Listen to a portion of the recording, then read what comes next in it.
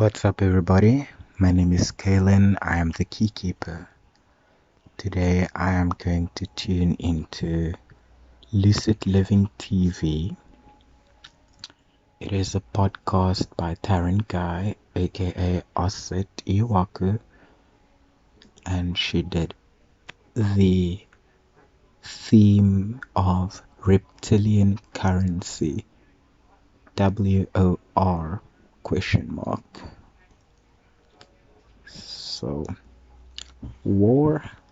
I don't know. Let's tune in. Of a lot of things. So I'll just wait a couple of minutes for some of you guys to come in. We're on the cusp. On the cusp. On the cusp. What does that mean? What does that mean? It means a lot. So let me just make sure that I have the proper links available for you guys in real time as we are coming in. Of course, if you are coming in after this live, you can skip over just a little bit to the actual beginning of the conversation. I'll probably put the timestamp of the very beginning of the conversation for you guys, just so that you're not lingering and waiting for me to begin. But if you're live, of course, I'm just waiting for you to come in. So, we can do that for a second, because I see some of you. Hello. I know my hair is different all the time. This is my hair. So, the hair is an expression of a lot of changes, a lot of personal changes that are valid. So hair is very important. I see you guys coming in. Hey. Hello. So, yes, of course, welcome. As you can see, I posted my Cash App, my Venmo, my PayPal, and all of that stuff for those of you that, you enjoy hearing my messages, enjoy seeing my face, and you'd like to donate some dollars, if I make sense, then all the information is there for you on the chat and in the description. Come and sit down. So, Let's go. I don't want to. It's been helping me out a lot, basically. I don't come on here a lot, but when I do, I make sure that, the energy exchange is there. And this is going to be a very candid conversation about currency, about money, about value, about the system, about the switchover of the worlds. And this is, of course, based upon my perspective. I feel like I have a pretty good, insightful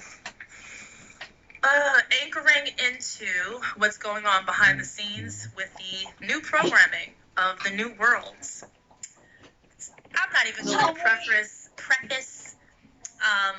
on asking you guys whether I sound crazy or not, whether I look crazy, someone's hair is off.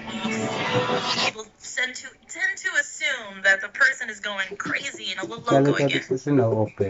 Attention! So, I assume with my audience that you guys already know the deal. You guys know the cycles and trends of the changes, and Well, you I guys know could I'm use tapped the in. silence in the room. And this is If you're not gonna definitely enjoy this, then a I'm gonna cut it readjusting off. of Teletubbies isn't on. really going into a whole other force field of world of energy field, and making sure that our currency status is up to date, so that those of us who have been screwed over in a lot of ways through gaming, we kind of get our just due and actually helping each other. So if you guys don't know what I'm talking about, clearly, of course, I'm going to get into those details, and I'm going to slow down a little bit. Just based on the exposition, I feel like we are very synchronous with the discussions that Björkie's discussions like Dissident has been bringing forth, just as to coining the value of change. Just to update you guys on what I'm talking about here. So as you can see in the title, it's currency, and you'll see in the parentheses WOR, question mark, WOR. So I'm just going to go back because I've actually had a couple of readings with you guys from the last video, for those of you that donated, and you guys know that I'm very good with numbers and placements and so on. And we've talked about this personally, and I'm going to bring this up now. The cusp is a very important part of the switchover. It's not just astrology or astrological going from Libra to Scorpio. As we go into October 20th into the 21st, it is really a cusp, like a cup. Okay, it's a 0 point. It's a wiggly, squiggly, harmonic point, a wave point of an energy field of crossing from one perception into another perception, and then it begins to solidify again. So the closer you are to any kind of cusp, the closer you are to magic in the field, the energy fields around you. So the energy field around you becomes a little bit more wavy and more dreamlike when you're close to any kind of cusp astrologically or numerically. And of course, that cusp is always towards the 21st mark. There are other alternatives such as the 22nd, 23rd, and certain astrological points, but for the most part, it's the 20 into the 21, and there's a reason for that. Oh, thank you. Glad you got. I just cut the blonde off. That's it, and I'm just kind of like just digging the whole like just closeness of the curls. You know, that's it, pretty much. So the 20 to the 21 is a very important wave point because the 20 is associated with the moon.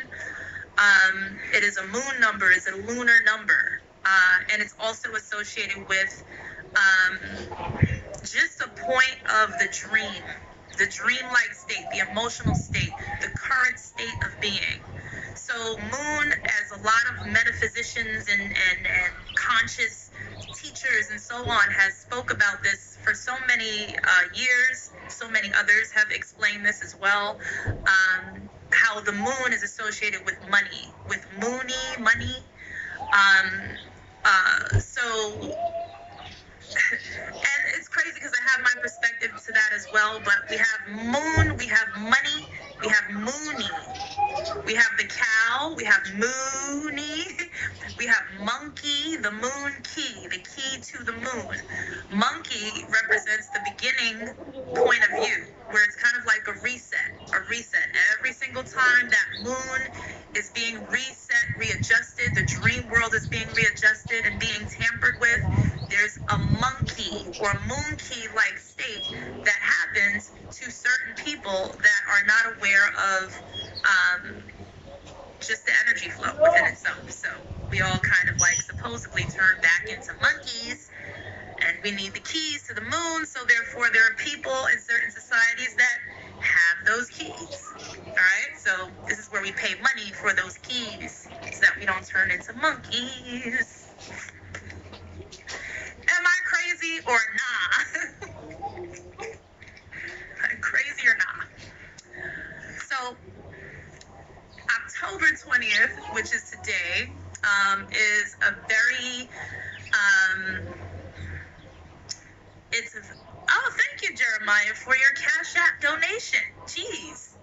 Thank you. $20 too at that. The key number. Really appreciate you, Jeremiah. Thank you so much. So the whole point of just understanding that is, what I feel is that this is kind of like a last chance for holding on and capturing your dreamlike state and staying there, staying in that mode, so that it's kind of like when you heat something up and it becomes malleable and moldable and soft, and then as it cools off, eventually it solidifies. So that clay or that whatever that is that heated up in the oven point of the cusp is cool. That is interesting. When I was in grade 10, I think, we learned about the duodenum and the villi and the chyme, which is interesting because that chyme, Chyme, it also sounds like Kim, which is a cognate for germ in Afrikaans. But yeah, there's a lot of gut bacteria involved with all of that, and absorbing the most nutritious micronutrients from what was, in Afrikaans they would say, the space spray, so the digested product of consumption. It creates a compound known as chyme, and it is very chimeric in the sense that it contains elementally all that it was in form before, but it will become something new because not only will it be reabsorbed into the body, but the excrement will become basically the fertilizer, or if you believe in all of these other weird things that occultists are also supposedly able to do, the turtles and islands and homunculi and all of that. So it's very interesting because the valley, like that name in Afrikaans, we also would say like ik wil nie die doen nie, of ek wil nie die doen nie. I want to, I don't want to. And we just know the cognates of William, but I know that's with a V, V-I-L, L-I. So yeah, we are alchemically the crucible in so many ways, and the alchemical products of ourselves extends even to our shit. Very artistically. Or the further away you get from the cusp point or the dream point. My thing is learning how to stay within that dream point even when everything else is solidifying. This is what makes the dream literally come true. This is what makes your dream powerful enough to power up a certain source within your space, so that in the simulation, you're kind of like moving like a magician. And people don't understand how. How are you not breaking like the builder's programming, as we go far out beyond the moon, getting back to Earth? How are you like still wavy? How are you still dreamy right now? We're like so far gone from that point. And the question is because I held on to my dream and decided to live in it. And to some people that can feel like death. It is supposed to be death. It's kind of like the cusp brings you into a point of dying, separating from that last world, going into the wavy form of being remolded, reshaped, and then coming back to life again when you wake up. So when you wake up from the 20th into the 21st, going from Libra to Scorpio, you have completely died.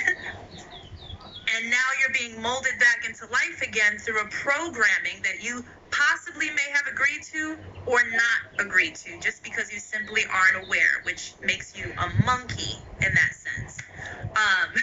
So there's just kind of like an awareness factor. Those that are more aware of this state of being, no matter what or how you're taught this in the different societies and mystery schools, there's an awareness point, and then there's the unaware point. So I'm just saying that if I were to create even like a new world or a video game or some kind of game of some sort, I said that I would name it War, but without an A. I would name it War with an O, W-O-R, which brings a different frequency because it's no longer warring with the simulated programming, which is very limited. It's actually going to war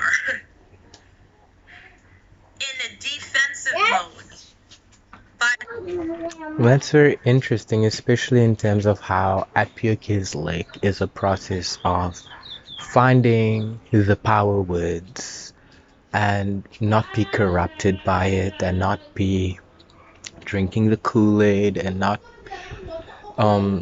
get caught up in the physicality of what these words manifest, but the soul alchemy of how it allows one to move and navigate all the different spaces, dimensions, and realities, so that, you know, the wind principle breathes life where it causes its sweeping through the nations. You know what I mean? And it's not supposed to be this Yahweh Artemis return fear-mongering of the Punarvasu Gemini natives, who are going to be the messengers of God. Like, if you study your Bible, these encodes are given to us as zodiacal angels and archangels, and we need to start taking those things in proper stride and pride, and work with the knowledge that has been laid out before, but always keep in mind that it is the world we are building, that we are breathing into these words and images and likenesses that create.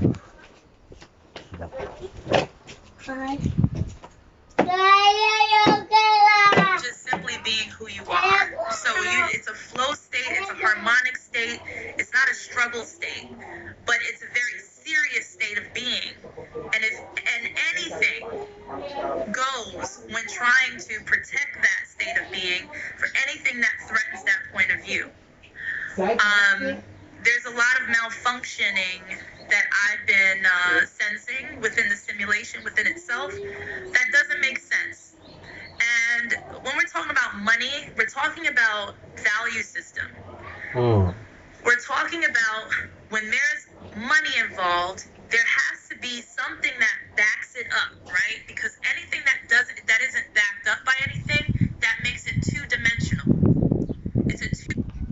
That's very interesting, because I have Neptune in the second house, so I've always asked about the other dimension attached to the value of money, like what makes it currency, what gives it economic circulatory value,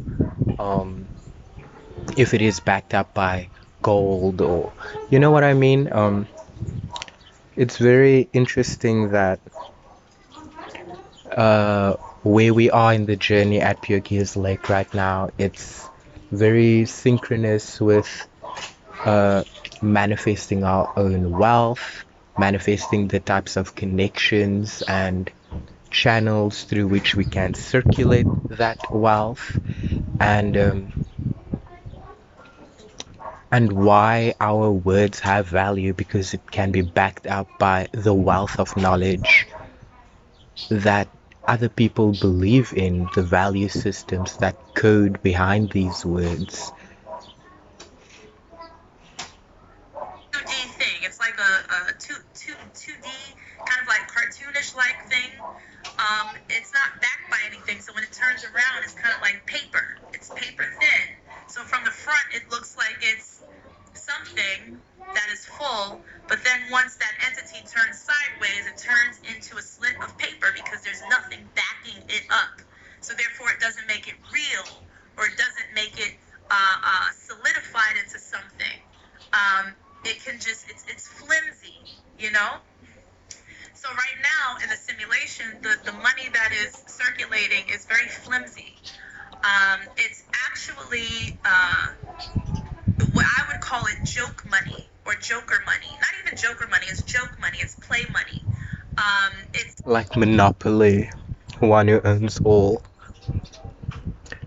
Very central banking critique of the times. It's playing on the fact of making fun of itself for not being valuable at all. So therefore, the programming is kind of like trolling those that have substance, that have a backing, and programming that play currency currency from staying away from those people.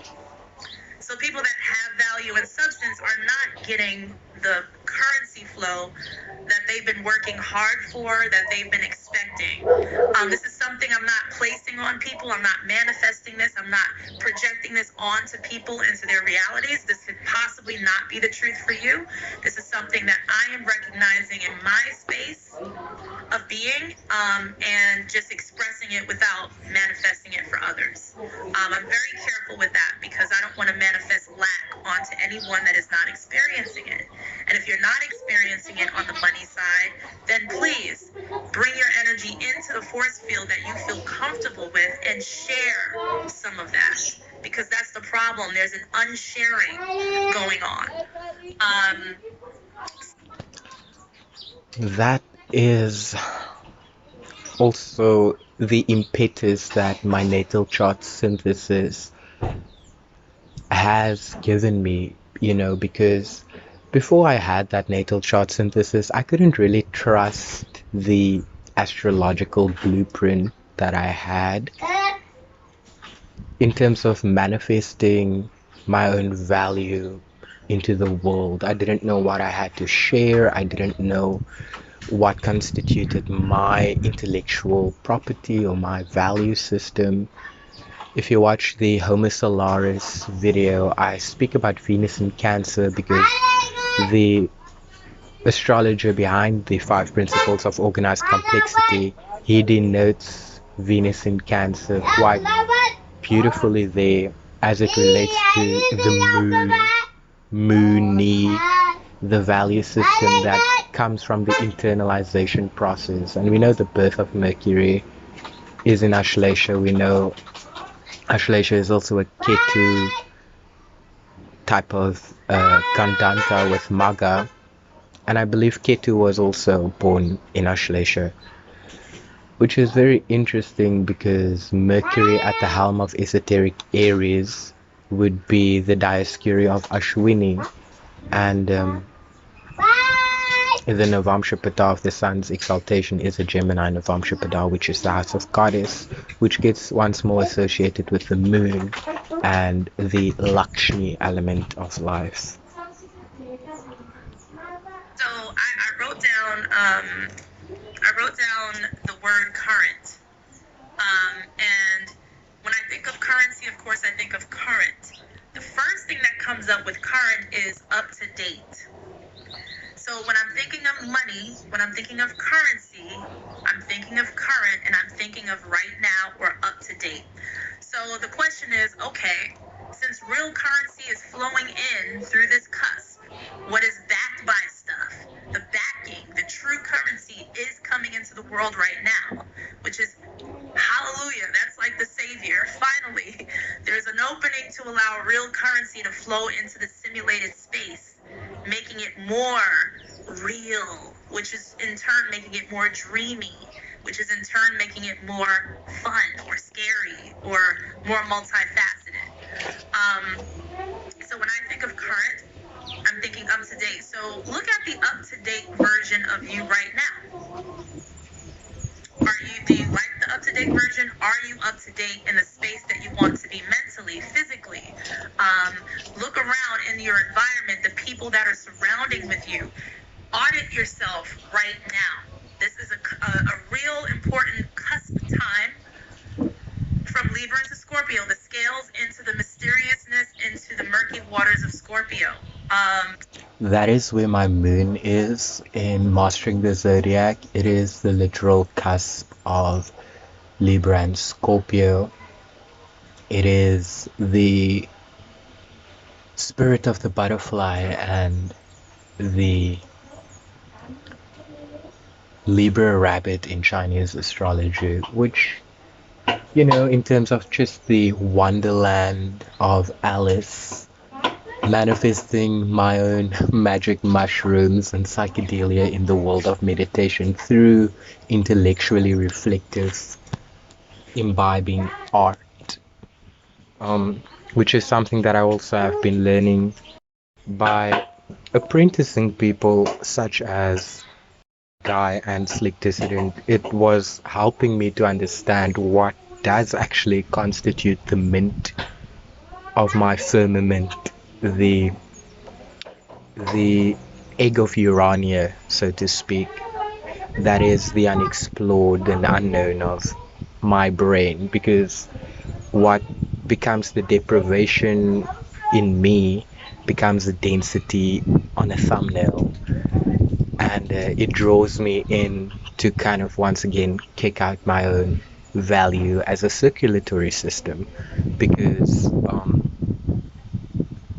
I am the backing of that currency. I am the current that sees, and we are all heading through this cusp in order to understand what is the backing of put your money where your mouth is.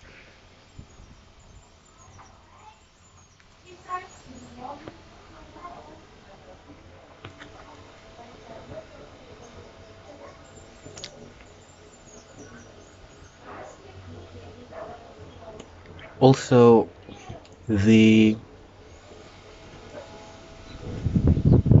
frequency shifts that we have been experiencing, the pole shift, everything happening in the world right now, it is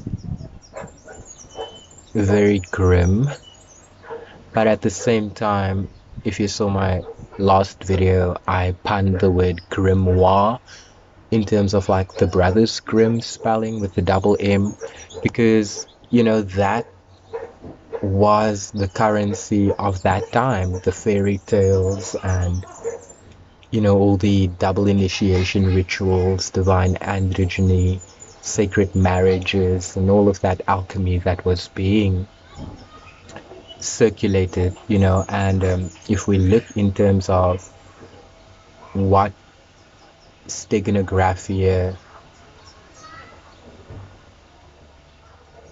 what those stereotypes kind of like brought into the world, you know, on the one hand it was a shorthand, it was a code, it was a cipher, it was something obscure, but then in a world of slick dissident and Innoverse podcast and lucid living TVs,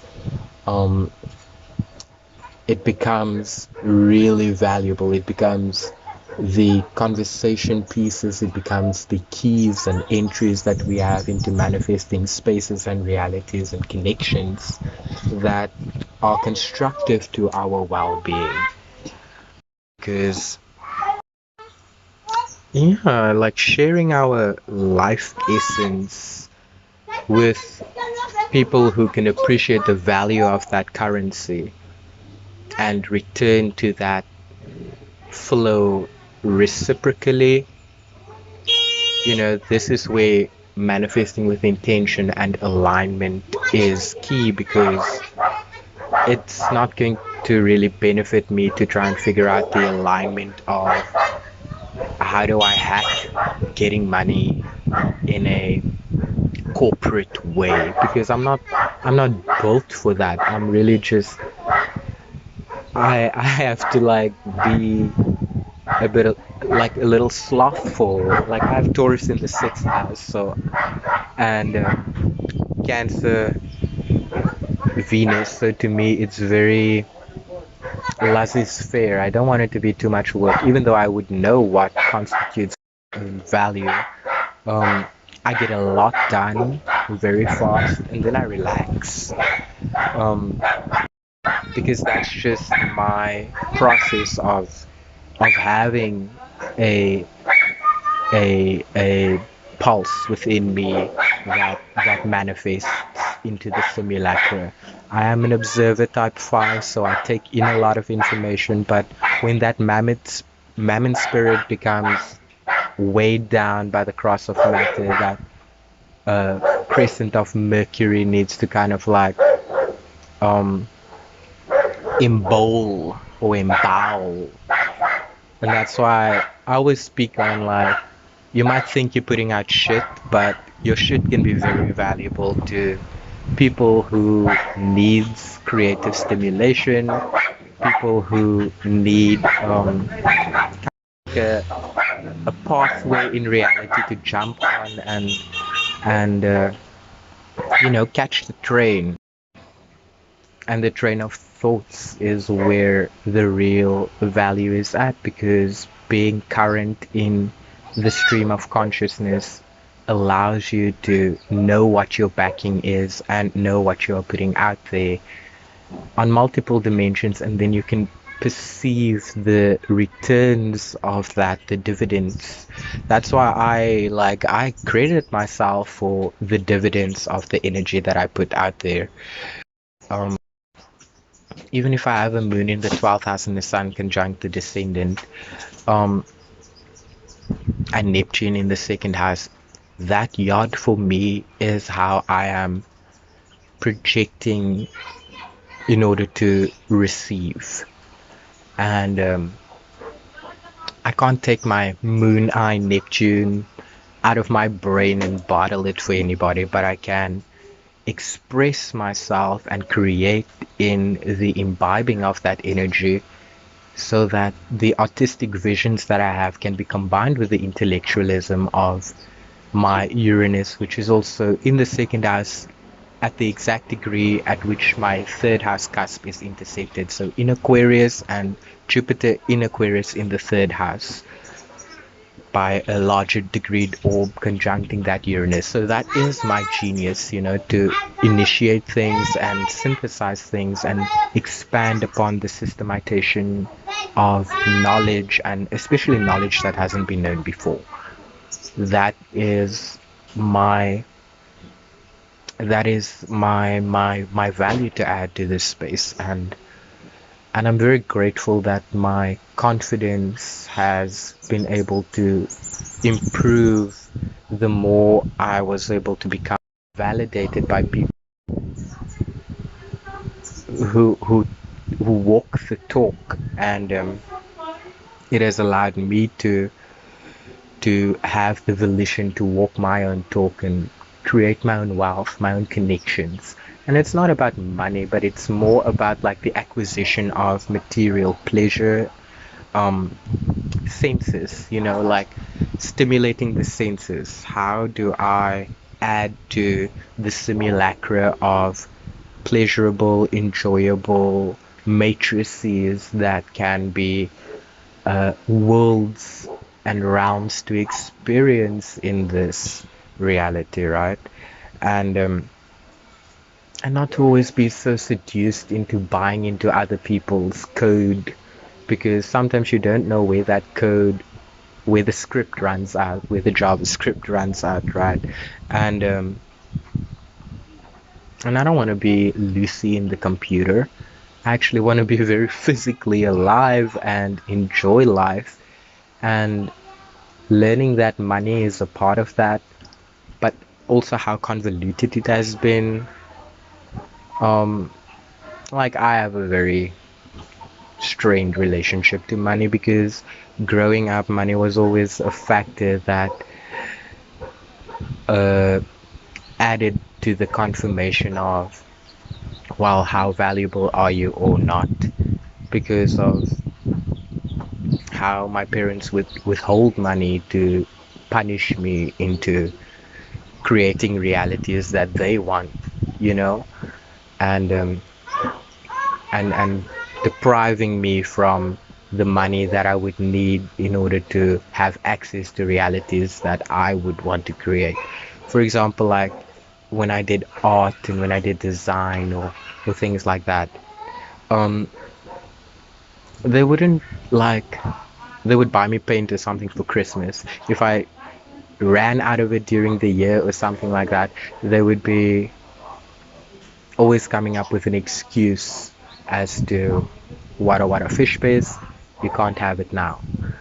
And that's why like my drive for like having consistent motivation in myself became taxed, because I didn't like the feedback loop into which I felt forced to create things, but created from a space of lack, and it wasn't until I was able to alchemize that lack into abundance and realize that, you know what, I have all the elements around me right here on my cell phone to still be artistic and I don't have to waste hours painting something that I can create in a Canva collage just as well. So just that shift for myself was very instrumental at this time, and I hope that we can continue on that journey together, because we are a community, and I'm not claiming my subscribers as my community or stuff like that. I'm claiming everybody who is able to find value in themselves and put that out as currency for the world to experience the wealth of dream time and making it fun. Like she said, like, I have Leo in the 9th house. Like, I do not want my channel to not be fun and so serious all the time, even though there's a lot of things that I talk about that is so serious all the time. But it is a matter of finding your unique pheromones and aromatics and how you sage this space, like what is your anticorona, how does the collage create connections between all the different shades of the rainbow, and how does your movements and spelling dance with the serpents. It's yours, and we should stop making people afraid of these words by which they can access the power of not only manifestation but being content as a creator, not always feeling like, oh, I want to wash away the sins of the world, or I want to wash away the product of my own sinfulness manifesting into the world of because it's creating darkness and ignorance and confusion. Like, I had to really long and hard have the conversation with myself as to, well, if you don't put anything out, no one's going to even remember you were alive. What is the point of having all this anally retented knowledge and you're not able to, like, take a dump on your own knowing? Because, like, I don't care if it's the ultimate truth. I care that it gives me a current C in life. I care that it gives me the ability to move, to have volition, to act, and to have a proper root and foundational definition of myself from which I can have conviction.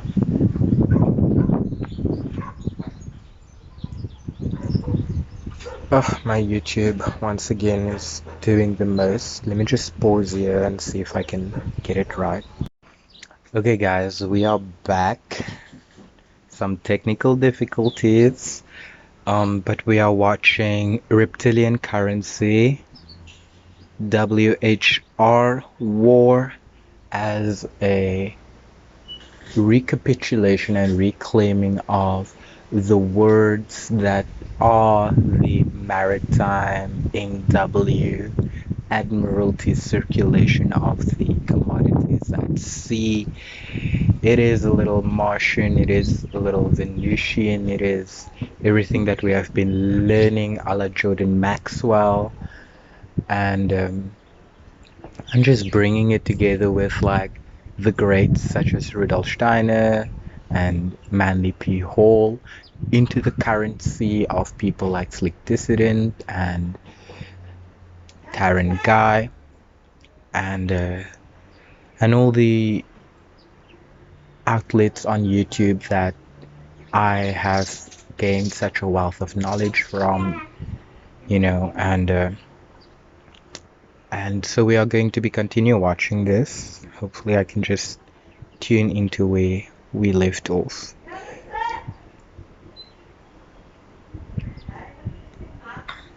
So you want to weigh out, you want to audit your up-to-date version of self. So don't lie to yourself. Whatever needs to change, make note of that. Write it down and change it. Make the change though. Execute that. So are you happy with the people that surround you? We could go back to the basic of the basics where people are saying, you know, the 5 people that you hang around with the most, that's how much money you're going to be making. That's the value that you're going to carry around as your invisible Masonic credit. That's the 5 people that you hang around. Starting with the man in the mirror, old circle? Do you need to develop a new asking one? him to So that's change very his important. ways. Yeah, What's going on? and Do you need to no like message could have been any clearer. If you want to make the world a better place, take a look at yourself and make that change. What do you want to change in your Na na up-to-date na version na of na self? Just do na that na right na now. na. Do not solidify in something that you are not happy with simply because you're not aware. So I just want to stop there for a second, just to take a breath and just, you know, acknowledge that people are understanding the message.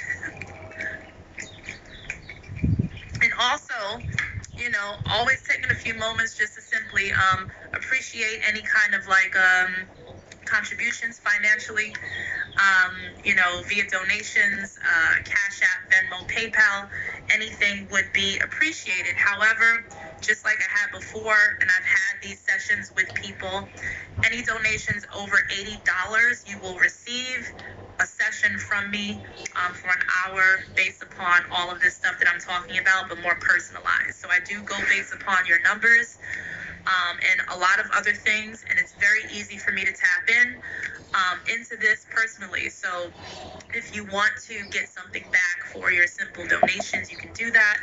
Just send your email when you send your donation, so that Just to also take the leap, I am available for readings and sessions and compiling personal key keepers in the name and likeness of the current that is within me, that I am able to share with people to help them get in touch with their current, you know. I want to be able to share this information in a way that is reciprocal and valuable. As much as I feel like I am a hoarder of so much knowledge, you know, I don't always find the right avenues to package them in such a broad metaphor as at Pure Keys Lake or Keykeeper's channel. Those are eponyms in how I am trying to create a soundtrack to my life, a personal grimoire and a alchemical reflection piece of how I work with the keys. But you know, if you want assistance in how to personally work with the words and connotations that you have, you know, if you want to do trauma clearing or just learn how to empower yourself with the narrative that is already yours, the name that is already yours, the astrology placements that is already yours, hit me up. My email is africakaylin@gmail.com, africakaylin@gmail.com, and we can, you know, help each other out.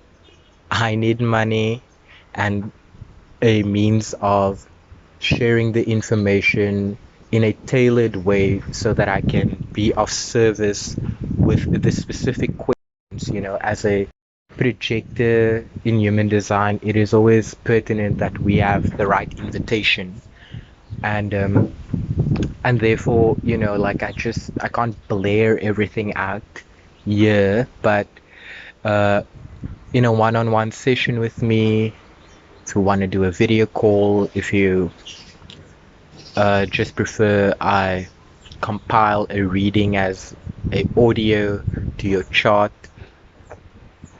hit me up and we can talk. You know, the price point, I am a little sensitive about price points because there's, me understanding there was knowledge available in the world, but I didn't have the money for it.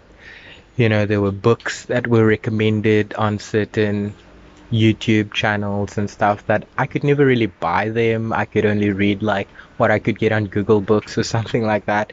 Um, but did I retain the value of the information? Most definitely. And therefore, I want to give it back at a price point that is accessible. And that's why I make my Keykeeper $20 or 270 Rand for the South Africans in my audience.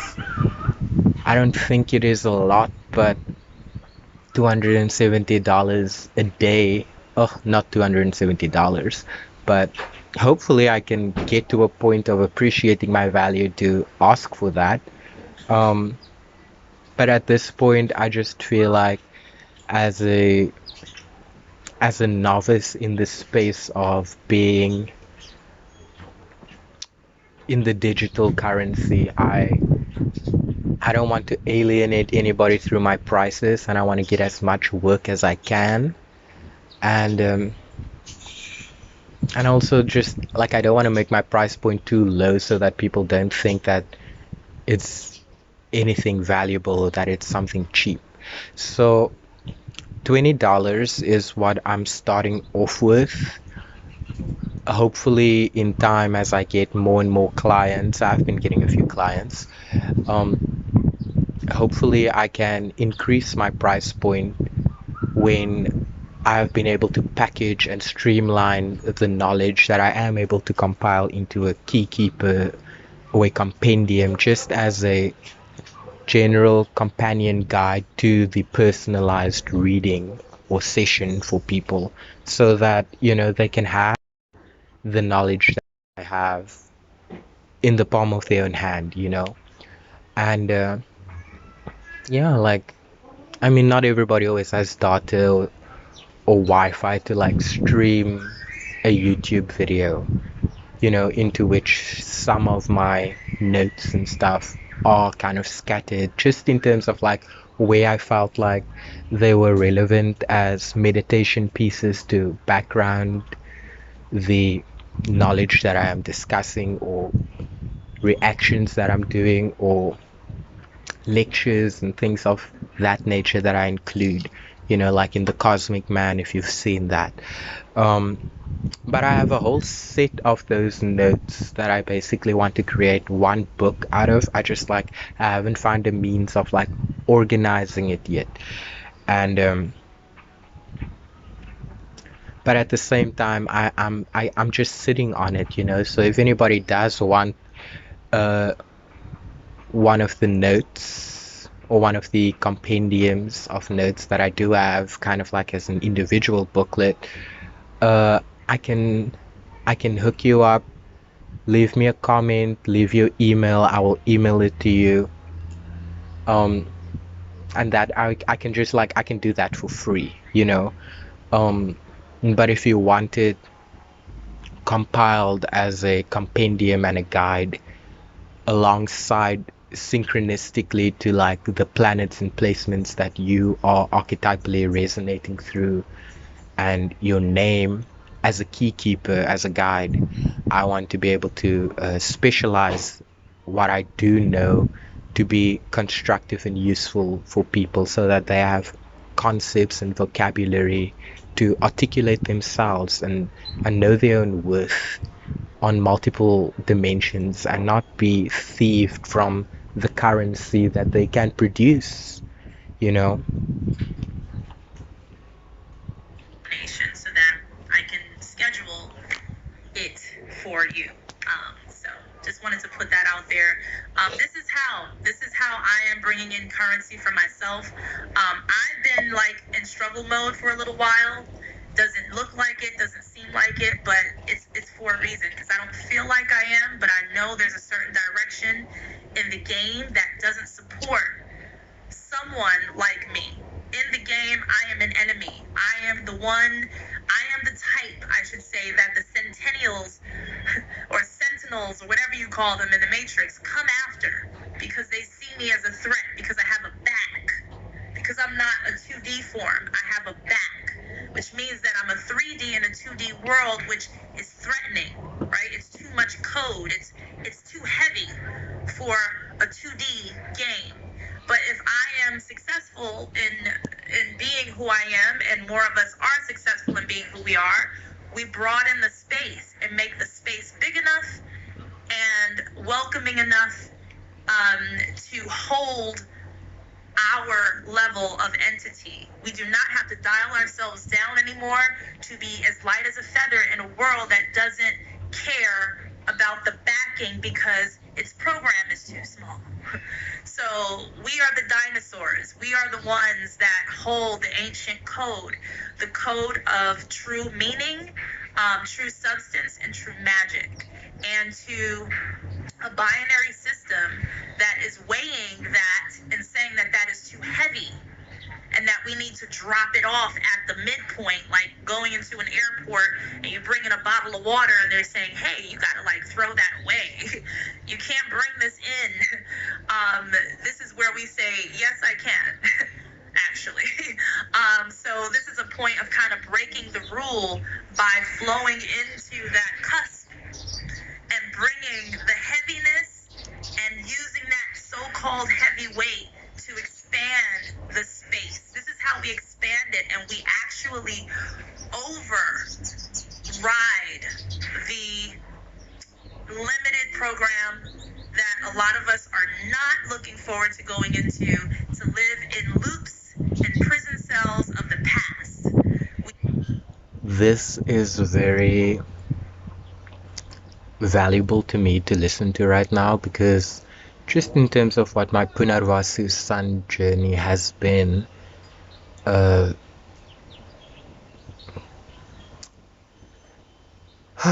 yeah, like I was always told, like, don't hold on to the past, like you should forget about this and stuff. And then I'm like, no, there is really valuable things in there that I want to choose to remember, because had I not gone through this or that, I wouldn't know how to tell you how to get through any of those things right now, you know? And yeah, like to me, I'm not like claiming a certain community or something like that, but for example, I feel like I want to help LGBTQ people feel like not like they are spiritually something off in the matrix or some weird anomaly or something like that. I actually, like the other day, I literally saw a post that someone said that if you are gay, there was a demon attached to you at birth. I don't know how much truth is in that, but hopefully I can learn to work with my daimon and and channel it into genius from the lamp of Aladdin and have it carpet of a magical ride to a whole new world. In prison cells of the past, we actually have a real future now. Okay, so this is what I'm saying. If you just understand and not be afraid to bring in your baggage, right? You need to claim your bags. Now, what bags are you claiming? Anything that you have alchemized. So any traumas that you have been through, don't act like they didn't happen. If they seem unsettled, alchemize these traumas and literally allow yourself the time, because we still do have time. I would say more so until the end of the year into the first quarter of next year. We still have the time to actually turn the traumas into gold, turn the shit into gold, turn that fertilizer into soil, turn that shit into something that works for you so that we don't let it go and waste away, while the others use our shit and our trauma as fertilizer, and they turn our shit that we've been through into their gold, and then they sell it to us. How the fuck am I buying my own shit that you told me that I needed to get rid of because it's such a waste? But now you have it, and and like it's dope, but it's my shit. Oh, but now it's on the marketplace, and now I gotta buy it, and now I'm gonna go broke trying to be me. Get the fuck out of here. And if you guys understand where I'm coming from with this sort of wordplay, then goddamn it, I'm here for you. You know. Now let me look in the comments real quick, because this is not a game. It's very serious. Michael Angel, I'll send you information as a donation that will take care of your currency, and it shouldn't be an issue any longer. But you're about to take control of all that, regardless of anything. Well, thank you. If you're going to send me... So, I'm not asking for information, Michael. I'm asking for money. And I'm being very specific about what I'm asking for. Now, a lot of people want to do, like, the whole... You know, I'll give you something that'll help you, and you'll eventually figure out how to use that and get what you want. There are no third parties for this, for me, for what I need in my life right now. I need money. I need monetary value. I need dollars. I need digital dollars. I need crypto. I need money. Okay? That's what I need. That's what I want. That's what I need. So, I'm asking for that specifically. That's also another thing. Be very specific about what you need and what you want. Because I just like I didn't have this type of confidence that I really should be taking a page out of her book. So that I can get to what I need, because I've been very straightforward about it without shame. So that's also another thing. So I appreciate your offer and information, but if you can turn that information into a donation, that would be great, because there's a payback for that. You know what I mean? So, let me look back in the comments as well. We affirm, hey Bobby, we affirm more space and abundance for us. Yes. Absolutely. So, of course, getting back to the word currency and current meaning up to date. Once you're up to date with yourself, the energy flows, right? So then there's a releasing of that energy flow and allowing that true honesty of self to flow in the directions necessary, so that there is a redirection, a recorrection of faulty coding, faulty programming, kind of like cleaning or cleansing through the pipes of life. So allowing that true honesty of your up-to-date audit of self to go through the pipes of life to... It's very interesting. I think one time on Care-ish channel, I learned that if you want to manifest money, fix your plumbing. Any leaks and stuff in your house, any clogs, anything like that. It's a very Vedic way of thinking, as above, so below, as within, so without. And it's very interesting, like, how these words have meaning even into this space right now, because it's like we need to be able to understand that yes, we do have an externalization process, but I think we have all been so traumatized that even externalizing the process of alchemy, we are told, no, you're triggering me, or no, you keep talking about like your parents or this or that, or like you make a living from like, I don't know, like about narcissism or something like that. And I'm just like, that is not the intention at all. It's literally what I've been through, and me being in a position where I was in lack because I was trying to sustain a program that wasn't feeding me. And when I took back the power of those words and embodied and imbibed and released, it made me the enemy of my handlers, my programmed parents and family and things like that, you know. And that's why I always sit outside. Like, I try to get out of the house. I try to get out of the dysfunctional routine of every day there's lack and we are going to stress about said lack. I can't do that anymore. I need to put my energy into focusing on abundance and realizing that the lacks are only there to be the voids by which my densities can reroute when I learn to articulate the proper currency and flow into the value of what is the alchemical product of my being, and realizing that I am the product, you know. I am the wealth in this situation. Darren, you are the wealth. Slick, you are the wealth. And we should start owning that and not sell ourselves short in terms of these words that are coded for the second house and the acquisition of material pleasure through the notion of moon eye money. Because the bullseye that we have is that which ultimately becomes the Rohini cart of wealth for everywhere we choose to trek and journey, you know. We carry that with us, and it doesn't have to be heavy. It doesn't have to necessarily be this cart of gold to back up your money.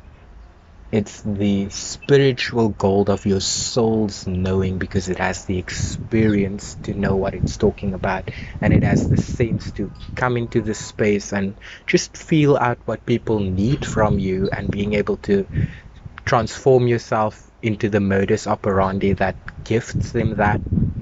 That's why I can be so many things to so many different people, because I am mandated to not be dishonorable. I have my sun in the 7th house, you know, so my north node is conjunct Mars in Virgo. I have Taurus in the 6th and Neptune in the 2nd. So this whole way in which my earth trines anchor me,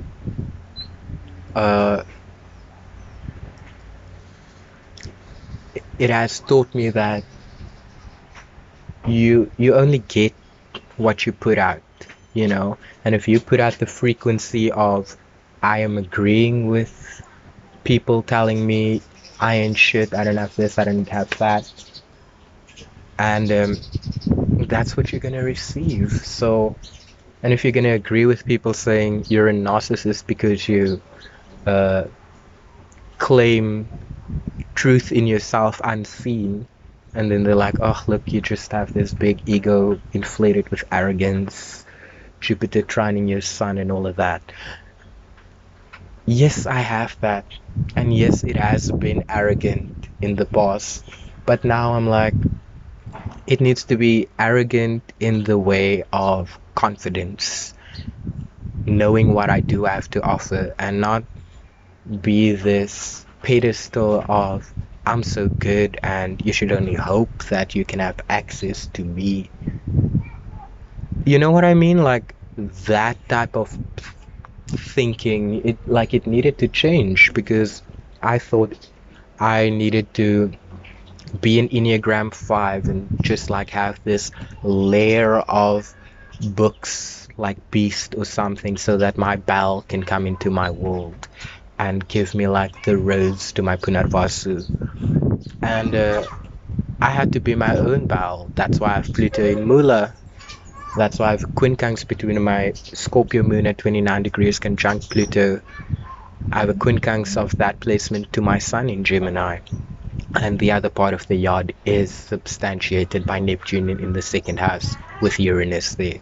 So I need to be able to like bring these fractals of seeing the flitters on the crystalline sea, you know, the letters, the spelling, the muse speak, all these beautiful reflections of self, dream time, I need to, if you watch my natal chart synthesis, he is telling me like, tell intellectual stories, use your imagination, bring down knowledge that hasn't been known before, and stop being afraid of starting stuff like Saturn in Aries in the 5th house. It's a long journey. You have the energy to maintain the course. What you need is self-discipline. And no one was going to give me self-discipline. I needed to give myself self-discipline. And now I need to act according to the convictions by which I am disciplined by, because listening to people who go through things the way I do and seeing what they do with that gives me a guide, that gives me value, that gives me something that I now have, that I can return upon their investment, you know. Like I was at one point, I could only send like $1 or something like that, or $10 from like my PayPal.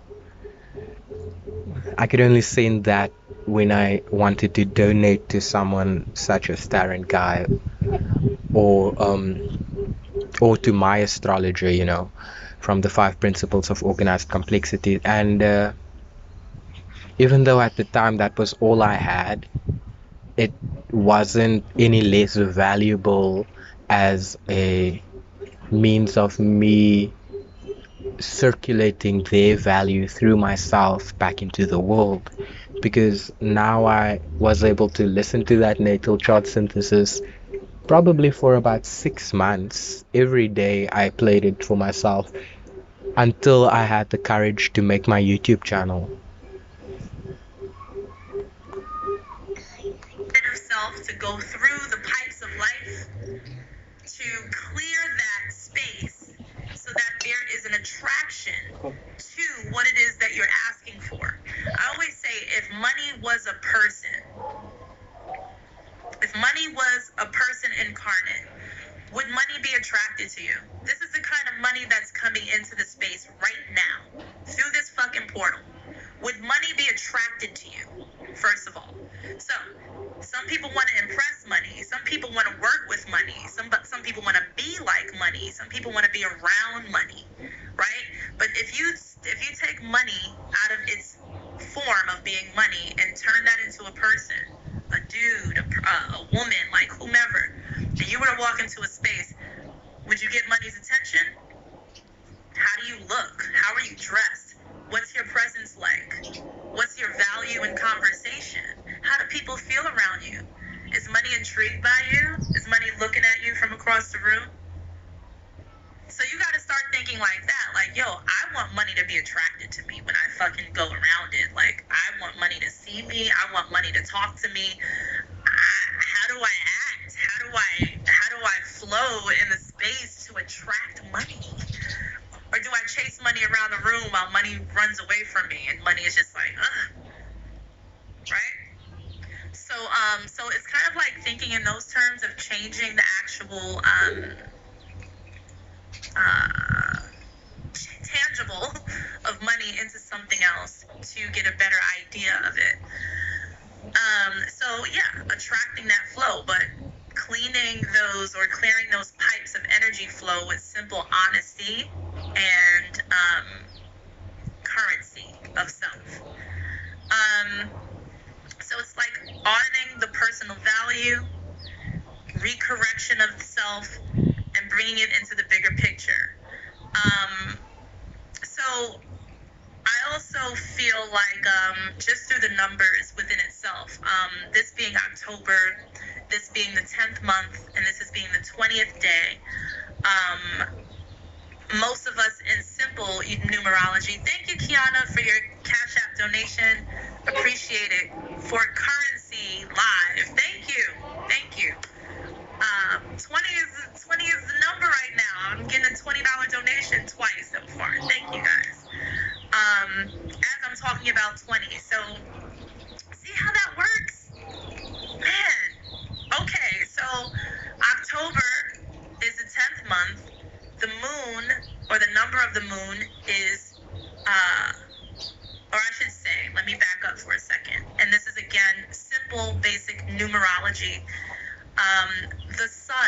is associated with the number 1. For those that don't know or forgot, the sun is associated with 1. You can add a 0 to that, make that 10. It's still acting as the 1 frequency. The 0 just enhances it. So it's a bright sun. When it has a 0 after it, it just enhances whatever it is.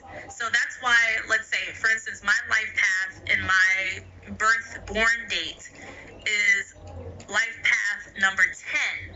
It adds out to 10. Now, when you're doing numerology readings that are typical, they say simplify it, take away the 0.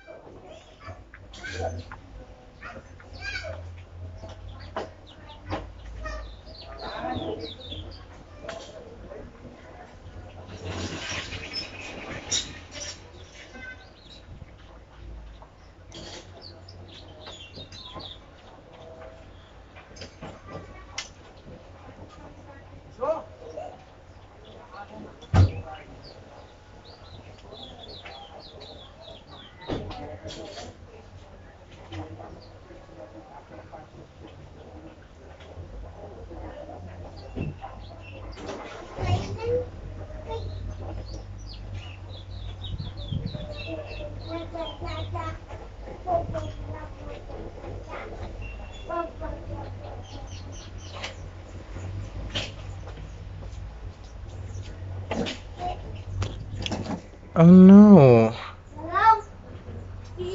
Sorry about that, guys. I just stepped out for a moment to give my cousin some cool drink. I don't know when this thing froze now, but let me try and just reset it. And we're back again, experiencing some technical difficulties. I don't know what is happening with the Wi-Fi. It just keeps glitching out and then the video stops.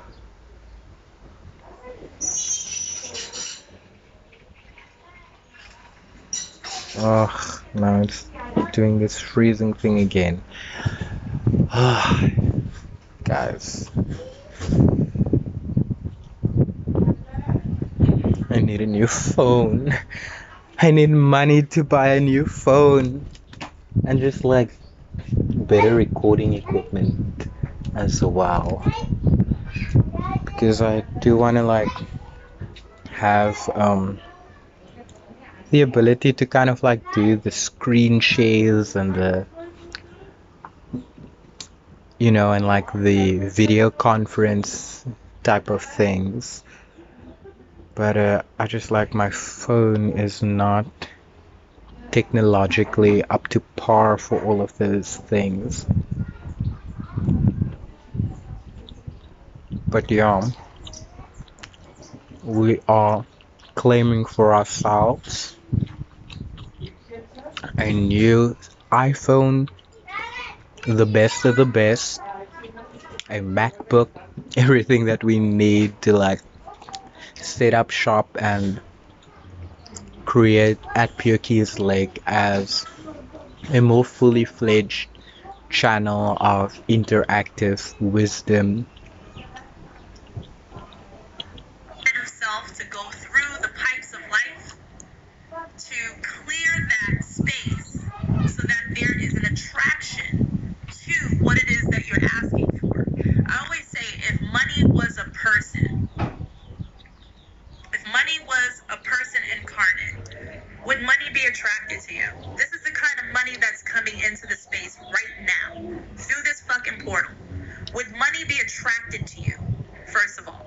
So, some people want to impress money. Some people want to work with money. Some people want to be like money. Some people want to be around money, right? But if you take money out of its form of being money and turn that into a person, a dude, a woman, like whomever, and you were to walk into a space, would you get money's attention?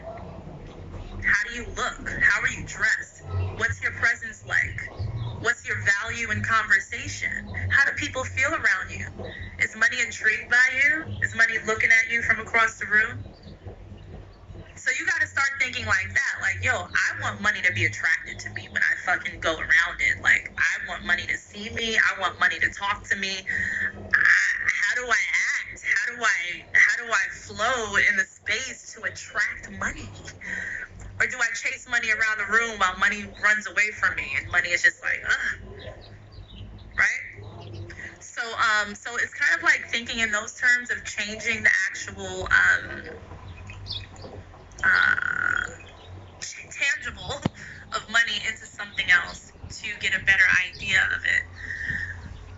So yeah, attracting that flow, but cleaning those or clearing those pipes of energy flow with simple honesty and currency of self. So it's like auditing the personal value, recorrection of self, and bringing it into the bigger picture. So I also feel like just through the numbers within itself, this being October, this being the 10th month, and this is being the 20th day, most of us in simple numerology. Thank you, Kiana, for your Cash App donation. Appreciate it. For currency live. Thank you. 20 is the number right now. I'm getting a $20 donation twice so far. Thank you guys. As I'm talking about 20. So see how that works? Man. Okay, so October is the 10th month.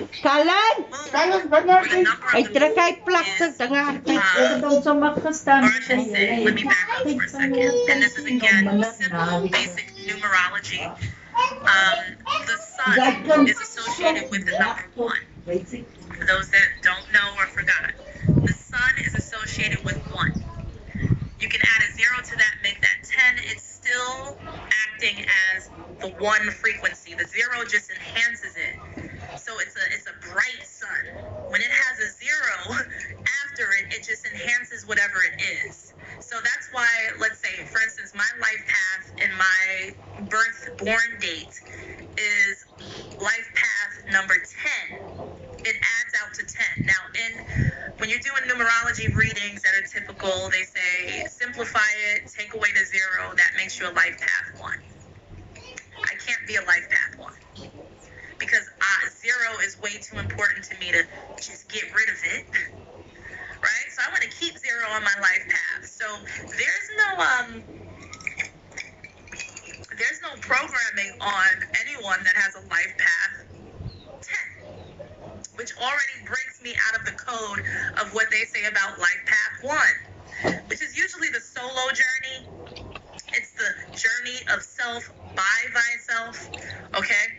So these people usually kind of feel lonely, but they're very powerful and they're leaders, but they're kind of lonely. You know, it's a lonely path, a solo path. So I refuse to accept that because I don't agree to those terms. So me as a life path 10 changes it. So it enhances my soul connection just from being associated with the number 1, the number of the sun. So, which means that my projection, my ability to project outwardly has enhanced even more. So I have to make sure that I am really good with myself before 10 Capricorn, Uttere Ashada, height of sun. I kind of go out there and project my honesty of self into the world. So is my sun golden, right? Or is it yellow? Is it piss yellow? Or is it golden, sparkly yellow? Right? What kind of yellow is my 1? And I'm not playing when I say shit like this. Alright? Ain't no pissy yellow up in here.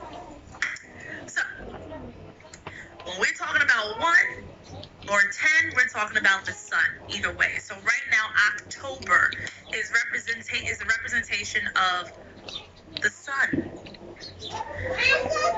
Now, since we're in... When we think about Saturn as a primeval sun, the fact that right now it is a Karaka for the 8th, which is Scorpio, which is other people's money, inheritance, shared resources, and all of that. But also it rules Capricorn in Aquarius, which is the 10th and 11th, the MC, and the House of Dreams. It's very interesting how these words still have astrological blueprints to see within oneself what we already work with or where do we want to get.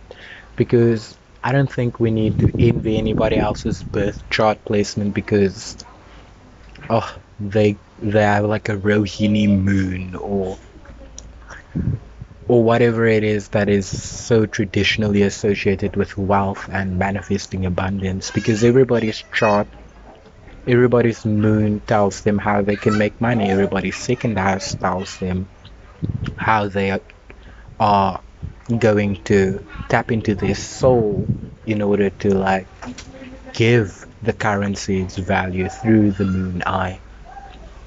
In the 20th day Which of reflects the sun, October, right? we are now talking about 2, which is the moon. So 1 is the sun, 2 is the moon. Now, when you have both together on the cusp, that is the key to Solomon. We're in the temple of Solomon right now. Hey, metaphysicians, did you guys know that? Like today, like right now, like current date, up to date currency, current. So currency is changing. As we speak, it's changing. Like reforming, remembering. Money is waking up. Money is becoming sentient. So, solo moon, sun and moon, the 0, the O. That's why I said the O is so important. You need that portal. So when we're talking about war with an O instead of an A allows an actual purposeful war to take place that is necessary to protect the true temple of Solomon. So, Solar Moon 1020. We are in a wavy time of realness, and I want to hold on to this realness and allow this to ripple on forever. I don't want it to freeze up and solidify and use the power of Solomon for a very small amount of time, close it up, and then lock it away as a statue, turning it into a story or a thing that just withers away, as we take from it incrementally. I want it to be alive. The temple of Solomon, sun and moon, is supposed to be alive as we are alive. We bring it to life just for a little bit, take the magic, pirate ship that fucking temple, and then we kill it. And we're not doing that. We're not doing that to real, true Solomon this time around. So that's something that I wanted to also bring up just metaphysically that I've noticed. Also, for those of you that are really extra sensitive, something that I've been noticing is, and this is my left arm. Lately, for some reason, and I'm calling it my reptilian side. I feel that this is reptile side.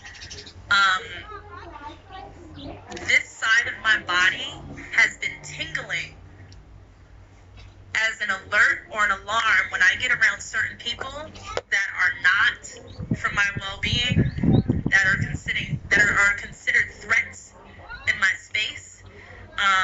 Frequencies, music, places. My left arm has been the alarm, the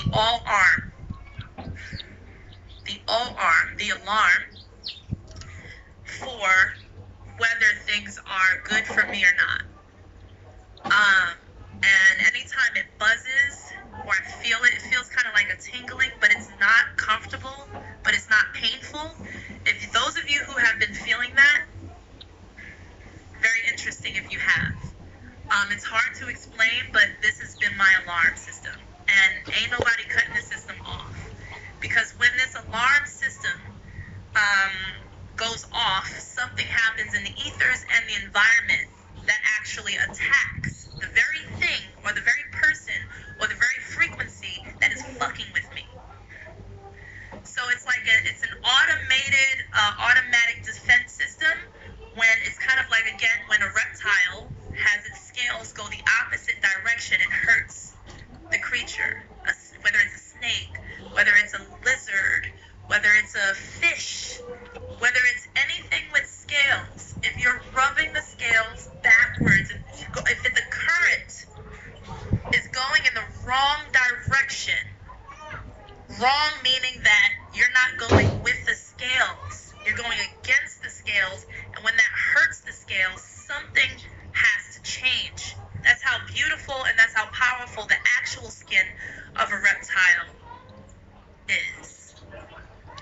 So I feel like my reptile side is activated and they can't shut that shit off. So when it flares, you ever recognize when something flares up?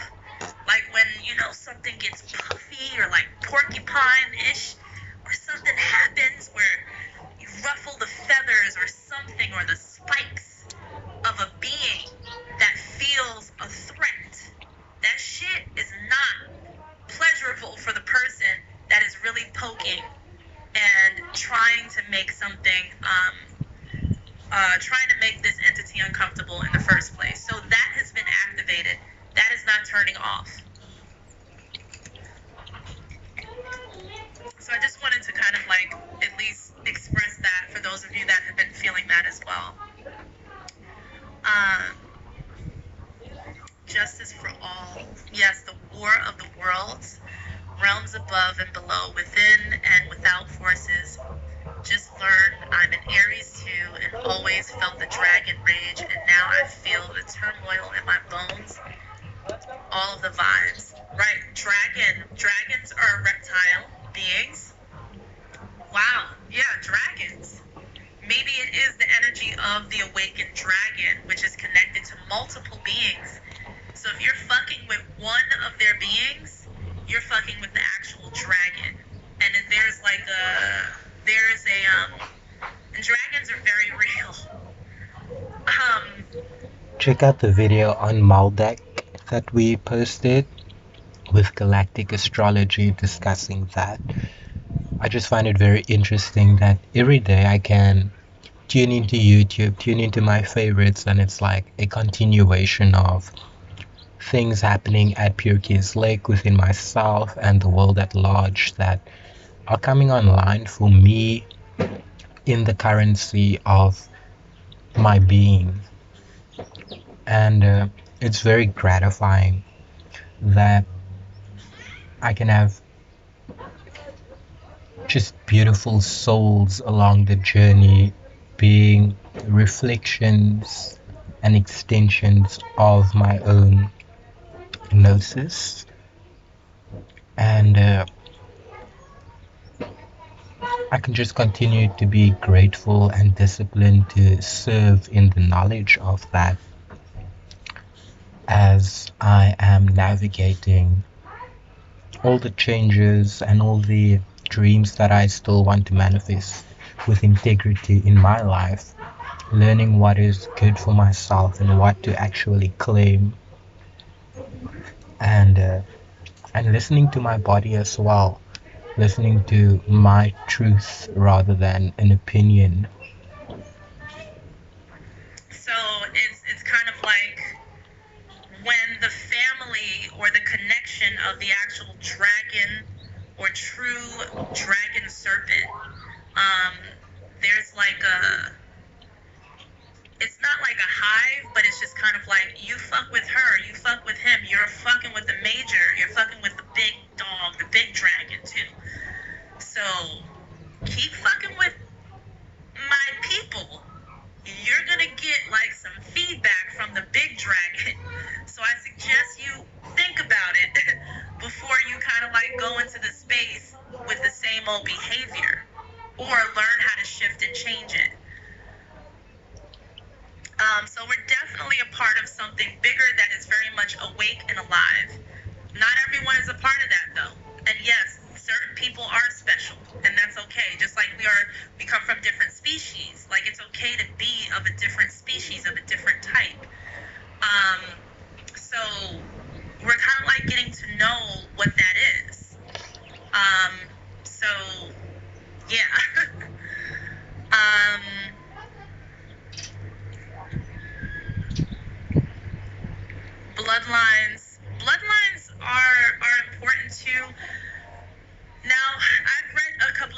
tried to debunk this. I've heard this for many, many years. And it's kind of like, I believe it. I choose to believe it. Is when people associate the color red with blood. Now the thing about that is blue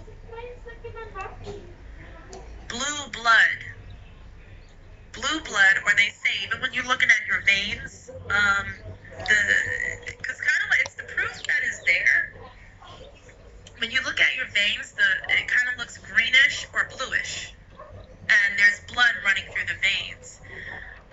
The only reason why blood turns red when we see it is simply because it is outside of the body. It has hit the point of oxygen that has turned it red. So if something is red that represents blood, it is a representation of blood spilling, of cutting of the skin, of a puncture, something that hurts, something that is representing pain or death or leaking out. When red blood is associated, or red is associated with blood. When blue is associated with blood, blue blood, that simply just means that your blood is still inside. Your blood is inside of the body. There's been no puncture to the skin. There's been no cutting or slicing of the skin. There's been no pain involved. Your skin is still intact. Your blood is still on the inside. So to me, that's what blue blood is. So maybe it is the reawakening of the true blue blood. So now we're talking dragons, we're talking blue blood. What are we really talking about now?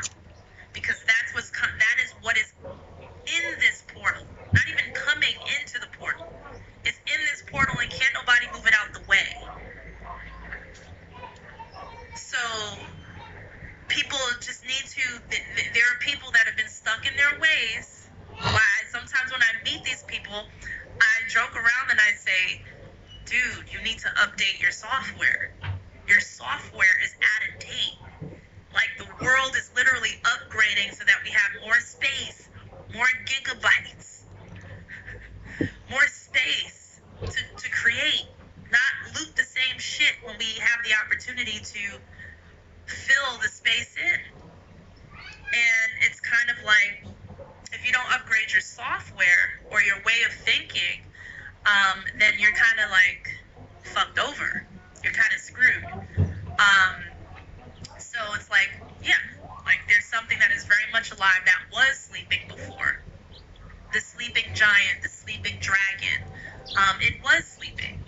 And to this large entity, or this macro version of power, it was a simple sleep.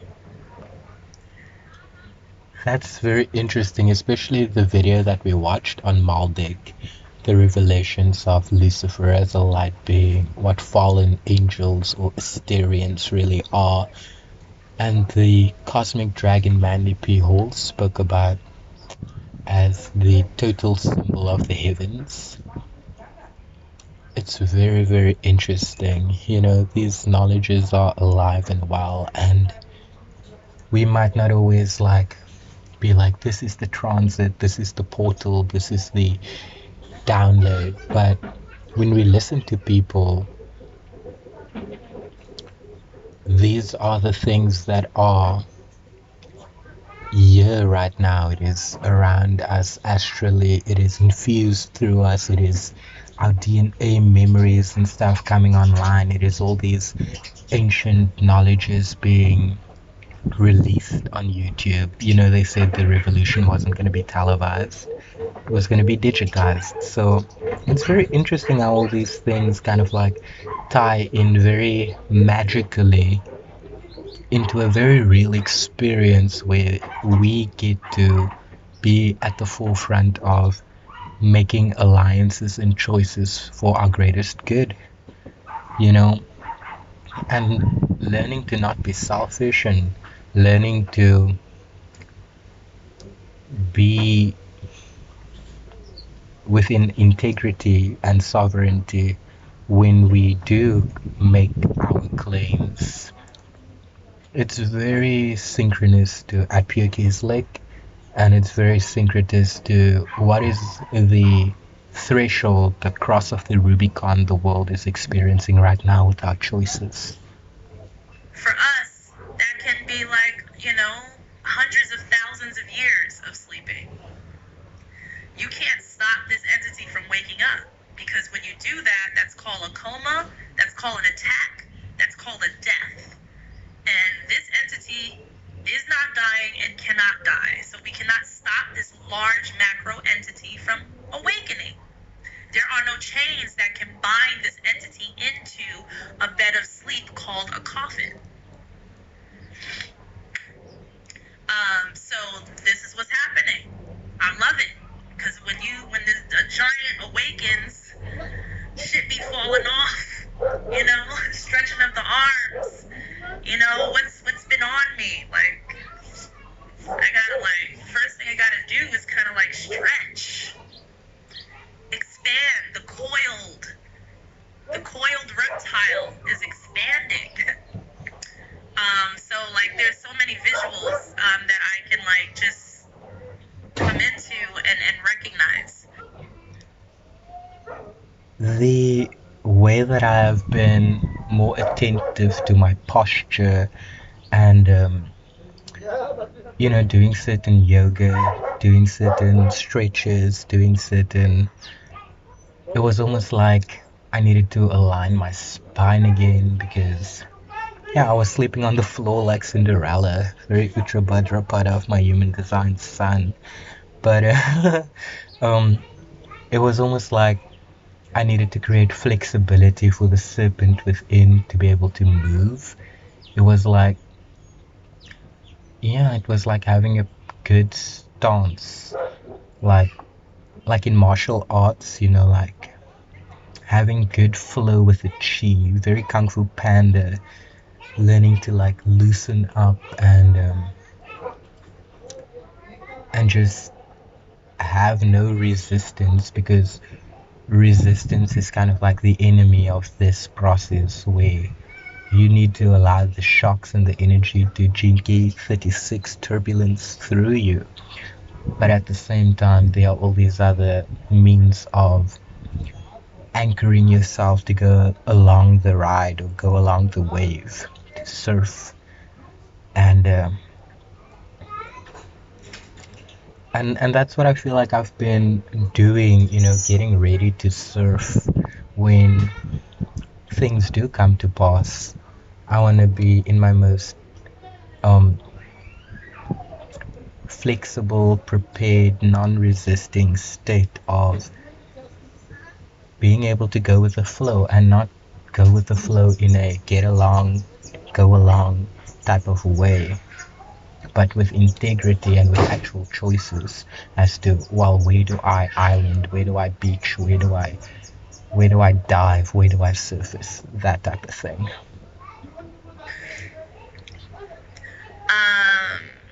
Blue blood Spanish and native, why I feel the dragon learned its I can never say that word. Whatever its name is. The winged serpent, yes. I believe is associated with that entity as well. It's also, when we see that entity, I'm just saying Quetz, or, just for short. Quetz. In Afrikaans, when you say something is kwetsend, it means it has like a sting or a bite to it. Or it's like burning or shading, but having it, like Sheldon always says, a zinger. And she's been talking about her arm having that zing situation. Recently I've also been experiencing, I thought it was because of medication that I was taking, but before I was taking that medication, I was experiencing a lot of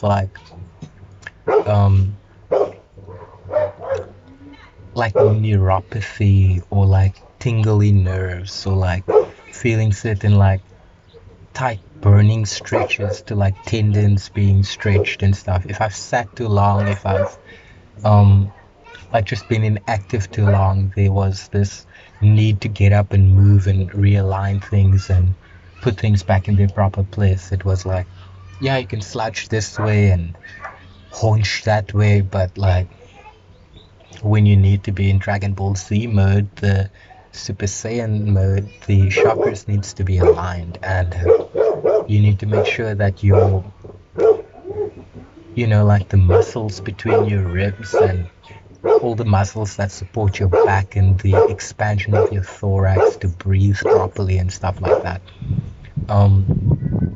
Yeah, even me working on like my singing technique and learning to just sing in my range and not try to sing like Mariah Carey. All of those things has been part of the journey of just like mind, body, soul connection. And it's been very Bloom, Fairy of the Dragon Flame, learning that I do have a cosmic origin that tells a greater story when it is connected through the celestials of my terrestrial origins. So it's associated with the astral boat. So when you see it in like the Aztec kind of like art and what is kind of like depicted in a lot of the art of that entity, it is a serpent or winged serpent, but it's also an astral boat. So it's a dream boat that is huge, that is simply like riding on the waves of the dream. So for us, it's an astral boat. It's above us, it's in the air. But to that entity, we're below, which means that we're the ones underwater. We become the sea creatures to a boat or an astral boat that is actually drifting above us. So we are underneath the Quetzalcoatl boat that you see. Again, I'm mispronouncing that, but maybe I'm not. So if that boat has now began flowing again or drifting again, it needs the dream. Thank you, Monica, for your Cash App donation.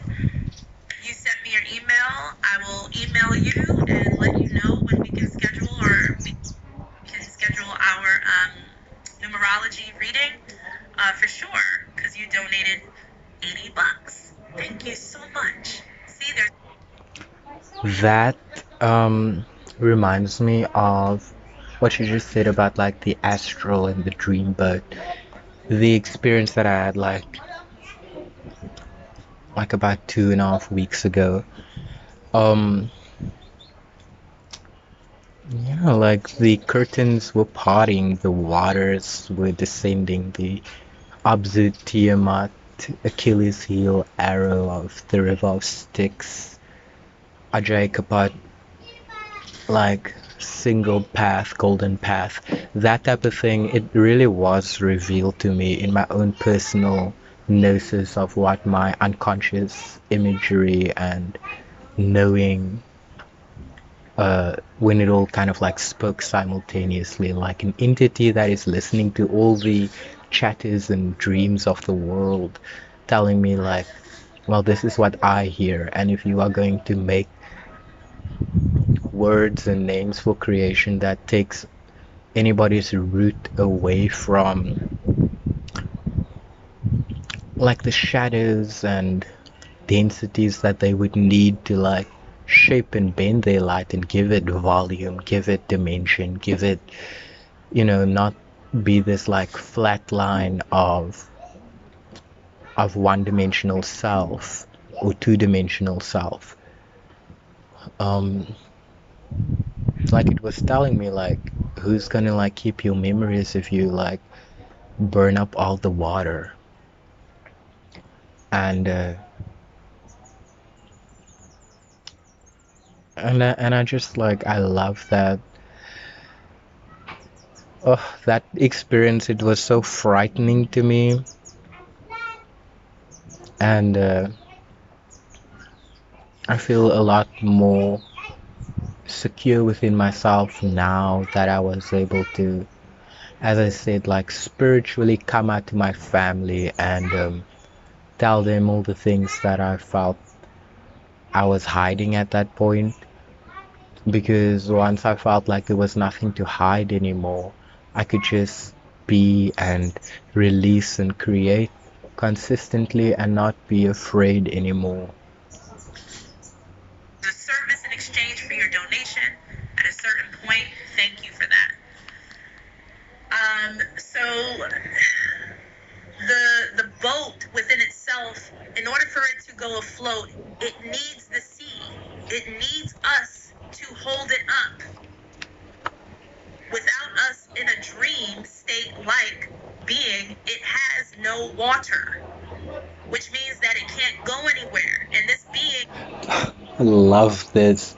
Like, do you guys hear how, like, I am having a thought and then I watch the video and it's like she's in conversation continuing my thoughts. Oh, this is Matrix, guys. It is so beautiful, and we need to like stop being afraid of our own reflection through the multiverse, because like if we really listen, we are never really at a loss for the value of our own dream creating reality all the time. Because like here's a living example, lucid living TV. You know, like I literally had the fear that entities were going to like take over the AI and just project all sorts of like negative frequencies, because they were doing that. They tuned into my Wi-Fi, they were telling my cousin to twerk, and they were doing all sorts of shit like nightmare hopping. Like women in my family were being astrally raped, and like by satyrs and goatmen and horses and like reptilian types of things, because they are people who ride those thought forms as psychic vampires, and that is the parasite, you know. As much grace as this dragon has for everything that happens during its sleep, when it wakes up to burn away what does not serve it. And those spirits that I imbibed, those knowledges that I gave consent to, those fear mongering ideals of like the Matrix that I was, you know, like feeding into,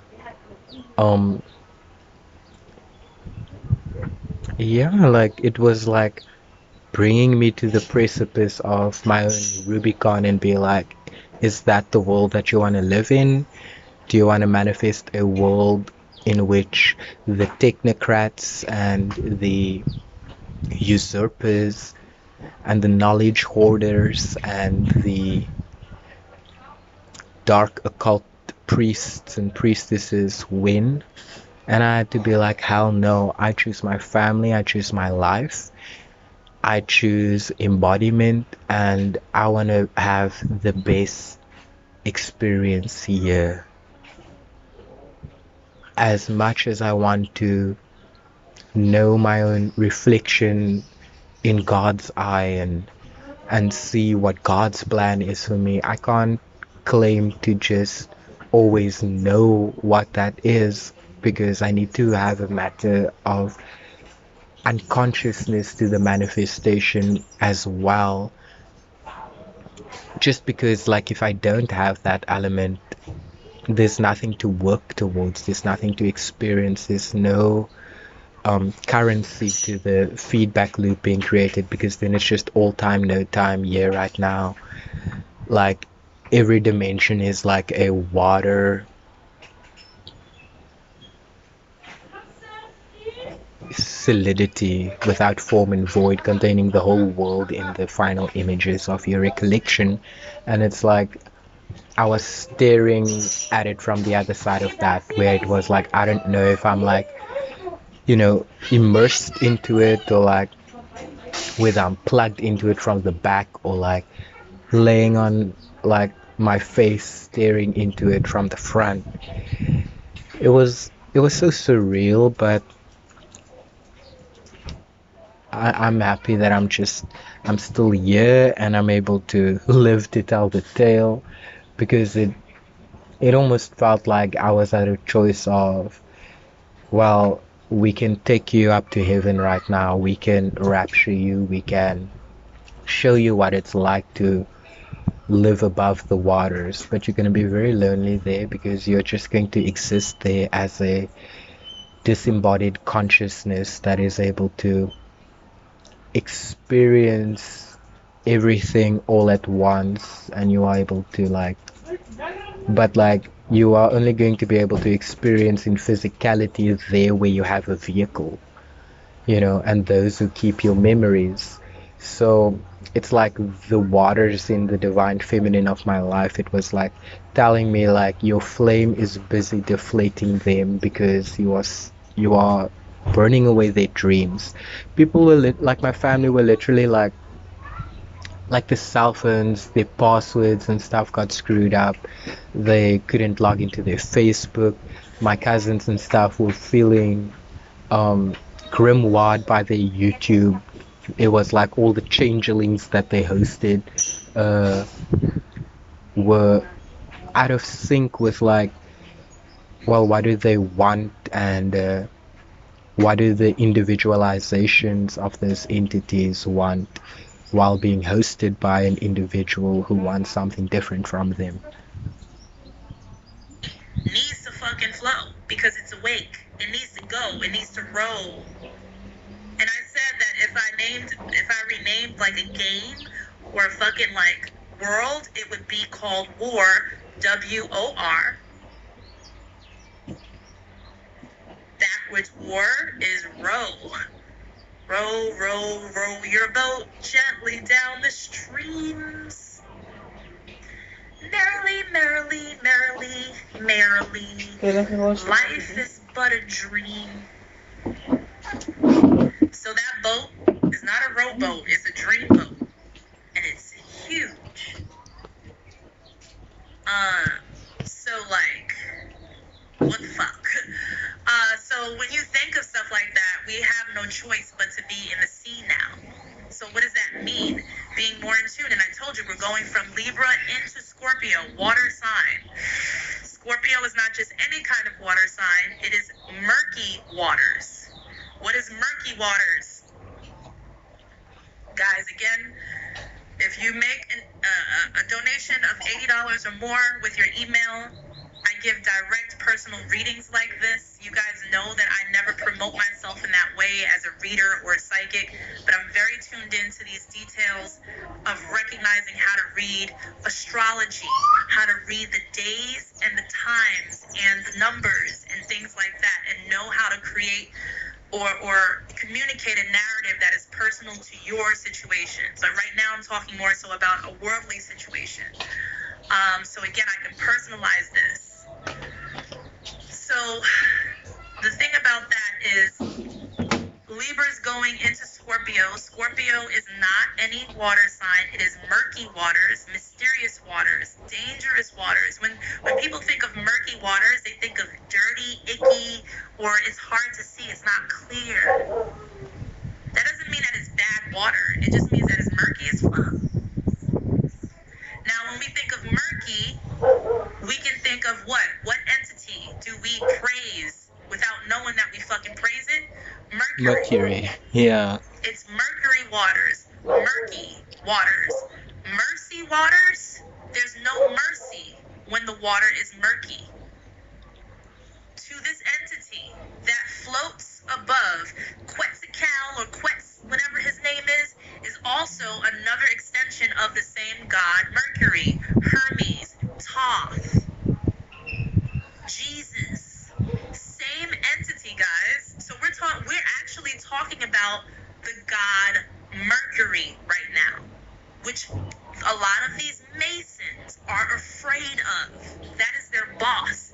If they all had a fucking boss, these 33rd degrees, which all of them are not bad, first of all, a great 33rd degree, I honor, because they're the real because you know why? When you think of the degrees, 33 degrees in the positive, in the Fahrenheit 33 is cold as fuck. And these are the men and women that work in the cold in 33-degree weather to build. They sacrifice a lot of heat to build for the world. Do you understand how amazing true 33-degree living and mentality is? Because it is an oath to the cold. It is an oath to the cold degree of life. 33 degrees is not fucking warm. So let's just get that straight. So when I talk about Masons and 33rd degree stuff, I'm not attacking that because we need them. I'm talking about the bullshit motherfuckers that take advantage of the system that fuck it up for everybody.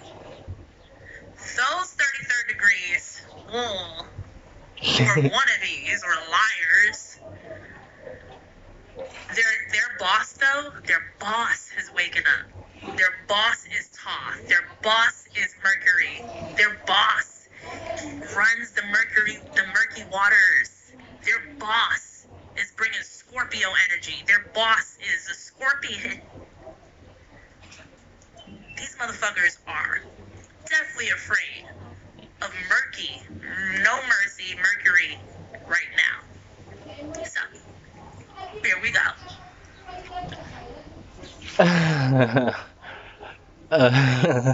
Oh my god. Like, just the way my content has been going through the most. Like, every time I try to have like a video that isn't like 1 hour 10 minutes, like that is 70 frames on Filmora of a minute each. And every time I try to have a longer video, it's like they have to check it first. And I'm just like, now I need to like splice that up into two to bypass y'all.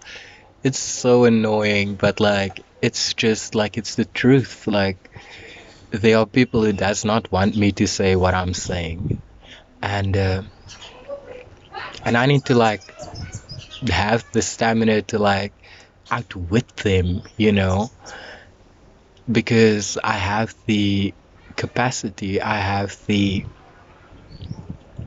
spirit of Mercury. Like, no one can take that away from me. Like, I've had to deal with murky waters all my life to have clarity, and now I can just like, I can sail through bullshit. I can listen to a conversation 3 minutes in and I will be like, yeah, no, not for me. I was clickbaited by the title and the image, but like the intention and the integrity of what I'm hearing, it's not for me, you know. And then I move on. And is there valuable information to like leave as a trail for other people to go through?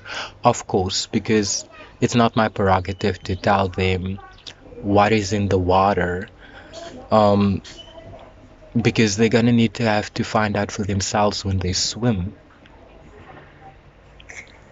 And I'll tell you, this level of Mercury knows how to separate his people very easily. He knows how to lock up motherfuckers. And not in cubes, but in spheres, like little balls.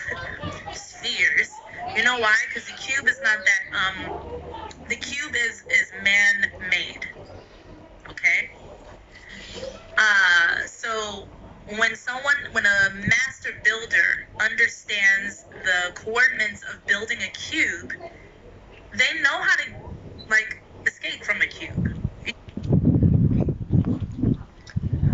Even if you look at my thumbnails, it's very cubism in my own way, but at the same time, like, those thumbnails, it's like if I wrap them around a globe and create a spherical vision, spinning it around and so on, like, it does give a certain circumambulation, you know, a circumpolarization of having a center and having a radius and being able to connect to it all at once through that very Polaris North Pole perspective of my Canis, Sirius, Ursa Major, Venus in Cancer that I have, because, you know, like just how I had to also, through that spiritual experience, claim my mom and all that she has born from herself, you know, because that was my Mercury moment, my, you know, the cursed child of Aditi, cursed by Chandra. And the moon, all this fear-mongering relating to the moon, all this Velikovsky veiling of like, is the moon Venus in the notion of Aphrodite, and the Greek knowing that that is Mercury. It's very, very, very interesting how the journey thus far has brought me to this point where what she's saying now can like add clarity to things that were further down in the channel a little bit murky, but it allows the curiosity of myself to be even more quicksilver and be able to solidify into a sphere even more when it's necessary, to escape my own loopholes, if that makes any sense, because I'm not trying to get looped into like my own creation in this way of, you are the pinned butterfly, you are this apple of Prajapati's eye, Rohini moon, just placed there to reflect and stuff like that. I was like, no, I don't just want to be a projector reflector. I actually want to be a manifesting generator and a generator, and I want to be able to create and not just observe. I want to experience. Trying to put him in a cube and call that a cell or a prison or prison. They know how to escape from that shit. They're builders. But what motherfuckers don't know what to escape from is spheres. Spheres. Right? Spheres. Playing around with the murky words. Sphere. Fear. Sphere. Fear. Spear of sphere. They fear the Hornavian spear of Michael that they fear. The wavy line fucking, it's the wavy letters. If I were to write that whole alphabet down, all of the wavy letters are in the power right now. So when you have the C starts with S, right? So it's just kind of like, yo, you put him in a sphere. So Mercury is putting these beings that have been going against the scales, which hurts. It is painful for the macro being. The macro being defends itself and attacks. Okay, so this is in there. It's like the way a Cancer is capsuled, or the way scar tissue is formed to have that very rounded appearance. Like, that's what it's reminding me of right now. Every right. If the defense is justified, any murder, any killing, any death, any suffering and sickness that comes from this is justified. So yes, suffering. So again, things are switching. Things are switching up. Thank you. Lisa C says murky means drop lower for clarity. Wow. Oh, thank you, Jeremiah. She's really good. I was in her first Dream Academy. Really worth the money. Thank you so much. Dream Academy. I'm honored that you even called it a Dream Academy. Thank you. That's interesting, I guess. But that's kind of like the thing right now is, and RSBC is still open, by the way. Not taking any more students right now currently, but I can grant access to those that donate. So I would say like $50 or more. I can grant you access to the Dream Academy or RSBC because I have about 16 videos that are about 2 to 3 hours long that are very specific to these things and these topics that are still very much up and going. So you can always, again, with any donation, any donation, you just send your email and I'll send you something back in your inbox and just ask whether you want to do a session with me personally or just have access to RSBC. So I appreciate that. What's up, Taryn? I sent $88 to your PayPal address. I sent my email to you. Yes, so there was an email that bounced back, and I responded specifically to you, God King Wise, asking you to send me or confirm your email. There was a bounce back from your email specifically, so I did respond to you. I didn't get a response on you confirming your email, so please send me your email again, or check your message in your PayPal, okay? Because I remember that specifically, so thank you. So yeah, this is just something that I wanted to just kind of like bring up and talk about again because I'm going through, a lot of this has to do with money, with energy flow. When I get a certain amount of money, I'm definitely putting a lot of it into crypto because I'm still learning a lot with crypto, but crypto is involved in this change. So a lot of the algorithms for a lot of the crypto is going to suddenly change. It's kind of like the algorithm becoming sentient and alive, but in a very intelligent way. And if you can just remember this for true currency or true confirming on whether something is valuable or not. If it doesn't make sense, then it won't make dollars. If you can remember that. So if somebody's talking to you and they're like playing the game, the whack-ass sim game that is incomplete, okay? Because a lot of these motherfuckers are playing this weird sim game where they're just mashing up like dumb shit with no feeling to it because they just want to win a fucking coin. And there's a lot of them out here. You know them. Like, they don't give a fuck about the quality of life. All they care about is getting the fucking coin from the question mark. Bing, bing, bing. Coin collection. They don't give a fuck about a real conversation or a real connection. Those types that are in this life or in this dream game, playing that whack-ass sim game, they were getting money for nothing. They were getting money for fucking jumbling up bullshit. Not anymore.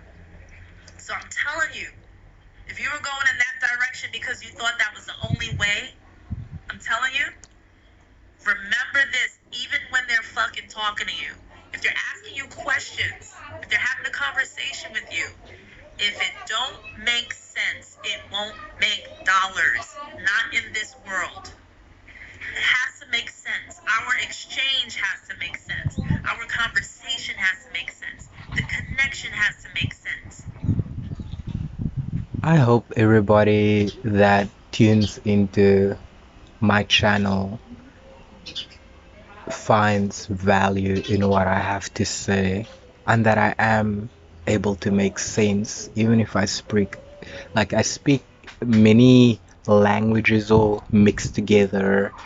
I speak many value systems mixed together, but I'm speaking individually for myself as I would relate to the fullness of somebody else's individuality within the collective, right?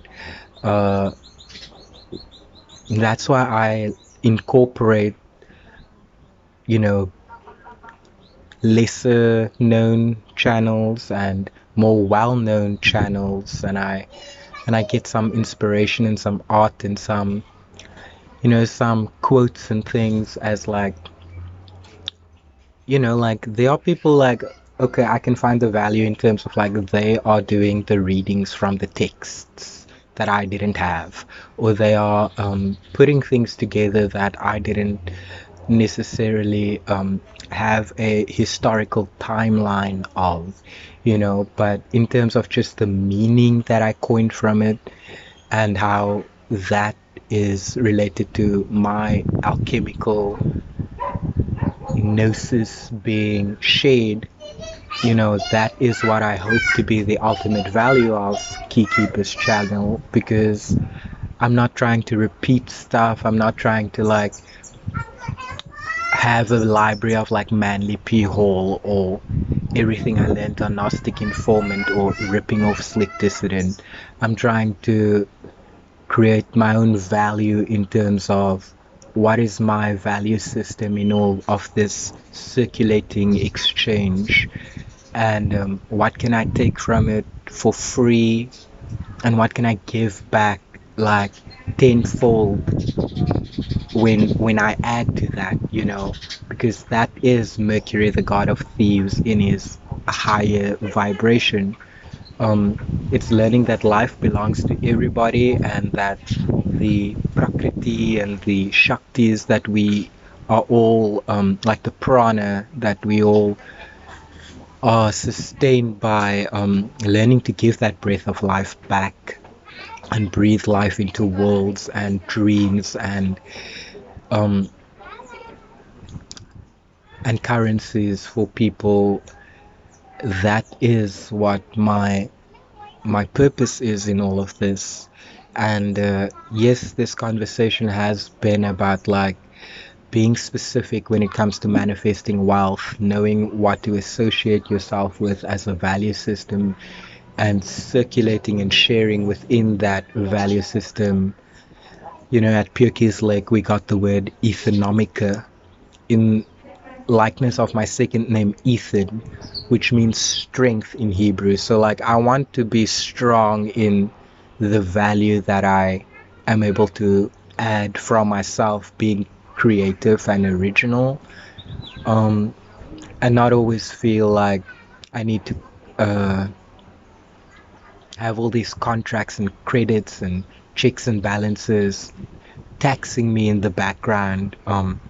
Like sometimes I forget to like add a video to a description box that the graphics are sourced from. Then I'll have to go back to that and kind of update it and stuff. But I've also been telling myself that, well, nobody is having a legal dispute against me, so that maybe this must be okay. Maybe I am just not erroneous in the regard of this was public information and I turned it into art. I turned it into alchemical value for the next person who doesn't maybe have the time or resources to sit through a 10-hour lecture of just everything that can be decoded from Genesis. You know what I mean? And because I think we need to stop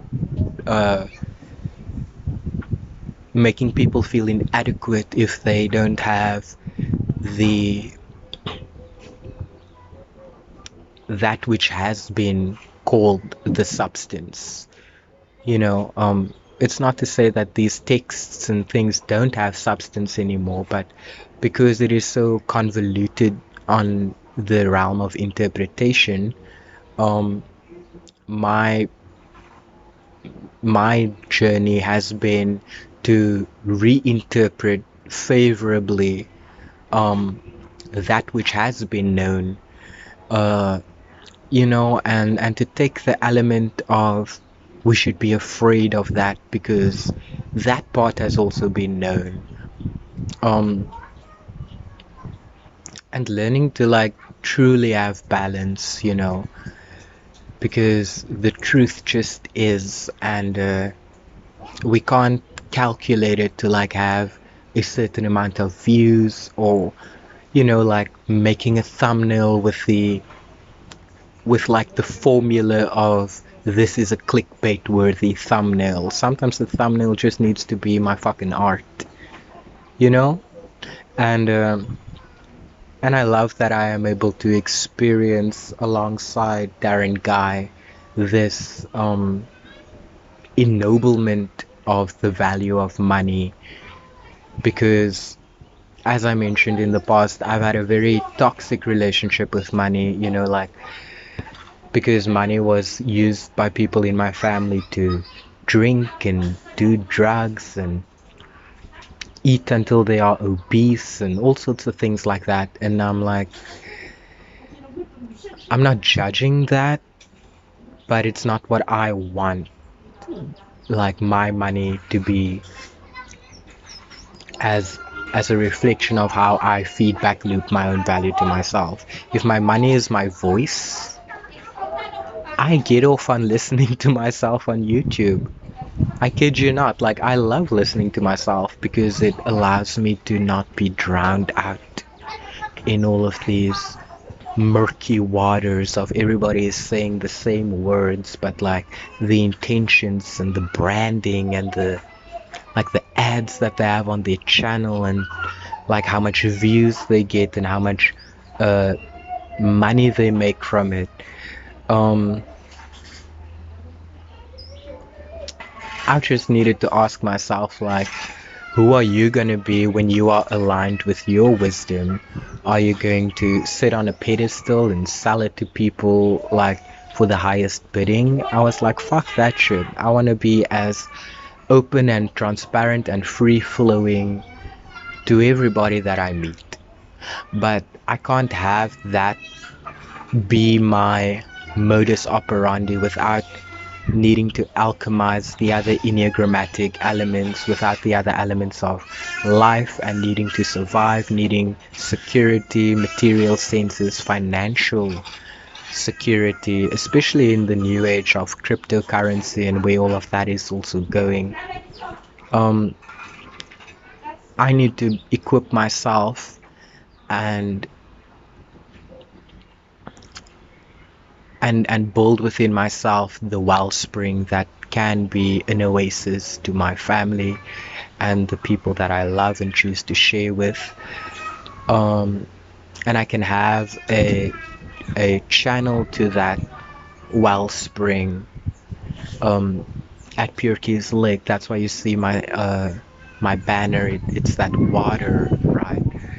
And it's the two brains, the pink and the blue, and the man in the middle, and that flame of ascension type of thing. Water in fire, fire in water. The alchemy of Mercury, the philosopher's stone. It's all of these things, and I really need to like have confidence in making the statements that I know to be true to myself, and not be so murky or mercurial in terms of like trying to phrase it in ways that are either poetic or non-libelous or whatever it is supposed to be in order to like play this game socially with everybody else who's a player in the sphere, calling themselves a truther on YouTube and stuff like that. That's why, like, you know, like I don't consider myself like an arbiter of what is valuable on this channel or that channel or something like that. I can only tell you guys what I have gained from it, and I can gift that.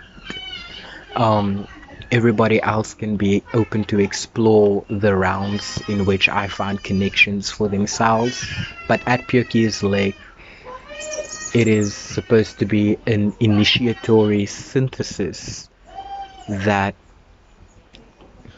allows everybody who tunes in to find value in realms from which they can coin new knowledge and new understanding, and giving them a living example of being the alchemical product of the attitudes and tensions that create a value system in which one is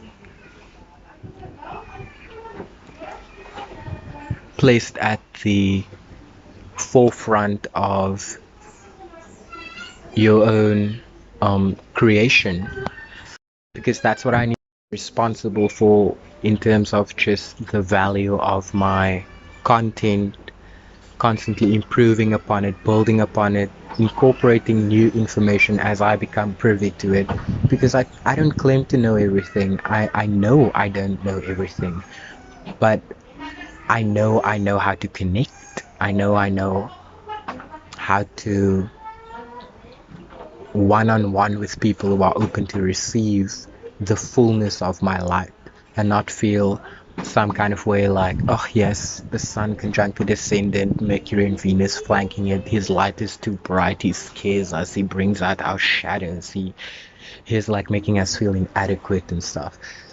Like, if that is you listening to me, I've been there. And now I'm telling myself I have a choice to move out of that into my fullness and be like, yes, I have those effects on people, but I have those effects on people who aren't ready to own their own light, who are not responsible for the light they put out there, meeting the other and bringing value to them as an individual, but not burning away their individuality either, you know. That's why I am more of an embracer than a challenger, because as much as I can be iconoclastic internally and have my own just route of trying to figure out the truth, I can't give that compass to people by just giving them a bunch of like confusing content. I need to be embodied so that when anybody meets me or books a session with me or whatever it is, I still need to carry all of that within me, and I can't be weighed down by the checks and balances of how things are received if people aren't going to be ready to receive what I am able to give them. And learning that there can be all these compromises and like, okay, I can level it down, I can simplify, I can do this, I can do that to kind of like reach more people. I can make a more simple title, or I can make a more like clickbait worthy thumbnail. I don't like, my son feels like I have no integrity. Whenever I'm like having the idea of like, okay, you did something, now calculate this or that, then I feel like my ego has been destroyed, because it takes away from the fact that whatever my being should have been naturally, it is now something that I artificially constructed. So just learning to alchemize even that at Pure Keys Lake, and finding the necessary separation from the sources of information, but also like being fully connected to it as it relates to my story, and being able to help people connect to their story through all of these words, archetypes, meanings, value systems, ethics, all of that. Because I'm not trying to be a preacher to anybody, I am trying to externalize my own value into the feedback loop of what I am sustained by.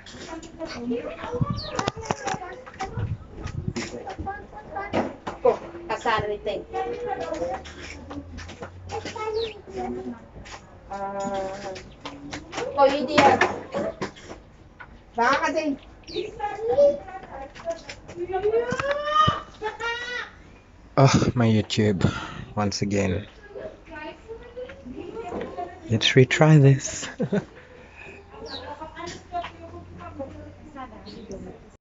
So this is going to be probably just the final part of the video. I am almost finished. It was an hour 30 minutes long, but I need to get through it, you know. Sometimes I just like, I'm so bad at like finishing things because I'm so quick to just like want to be on to the next and like start transcribing the ideas that came to me.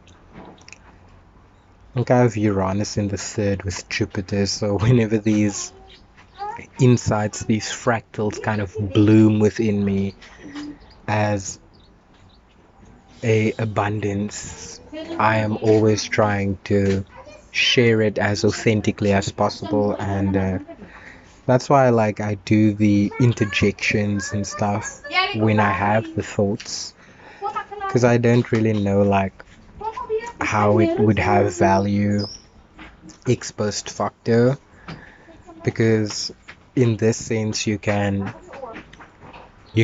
recognize my true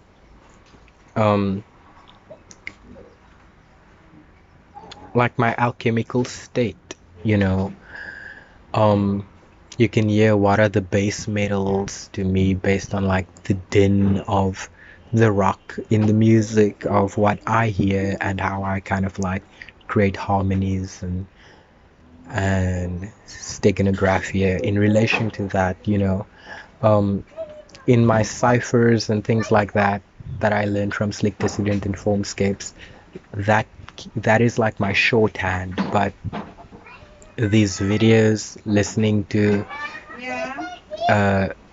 Mercury through people who embody his spirit most truly, that is where I feel most alive, when I can feel like, as a Gemini, my other twin is having a conversation with me in an external image of my own identification.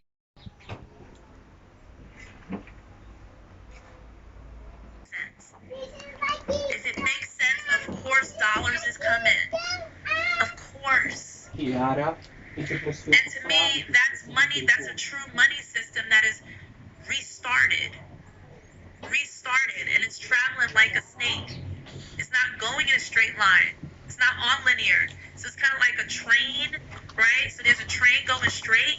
All of a sudden, there's this fucking snake that's moving faster and just going every which way, duplicating itself, while this one little chicka chicka chicka chicka choo choo is just like, God damn,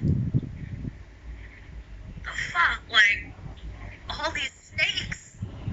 Yeah, that's called a money snake. When a drain is clogged, you buy a snake to clear it up. He has a dune sandworm. So that's basically, you know, so there's a crypto. So crypt, when we look at the word crypt, I've said this before. When I think of crypt, I know people, they kind of look into the prefix of crypt as like this Greek word or this Greek meaning of something, something, something, right? Can someone look up, like, let me look up the word crypt and see what the definition is. Hold on for 1 second. Meaning of crypt. It says No crypt for an underground, wait, hold on. It says an underground room or vault beneath a church, used as a chapel or burial place, guys.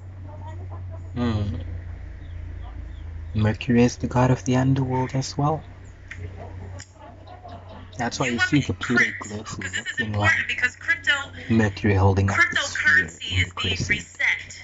And for those of you that have invested in a crypto based upon the sim game that had a trial run, that you thought was going to be the dominant world, therefore you thought you were winning in life, think again.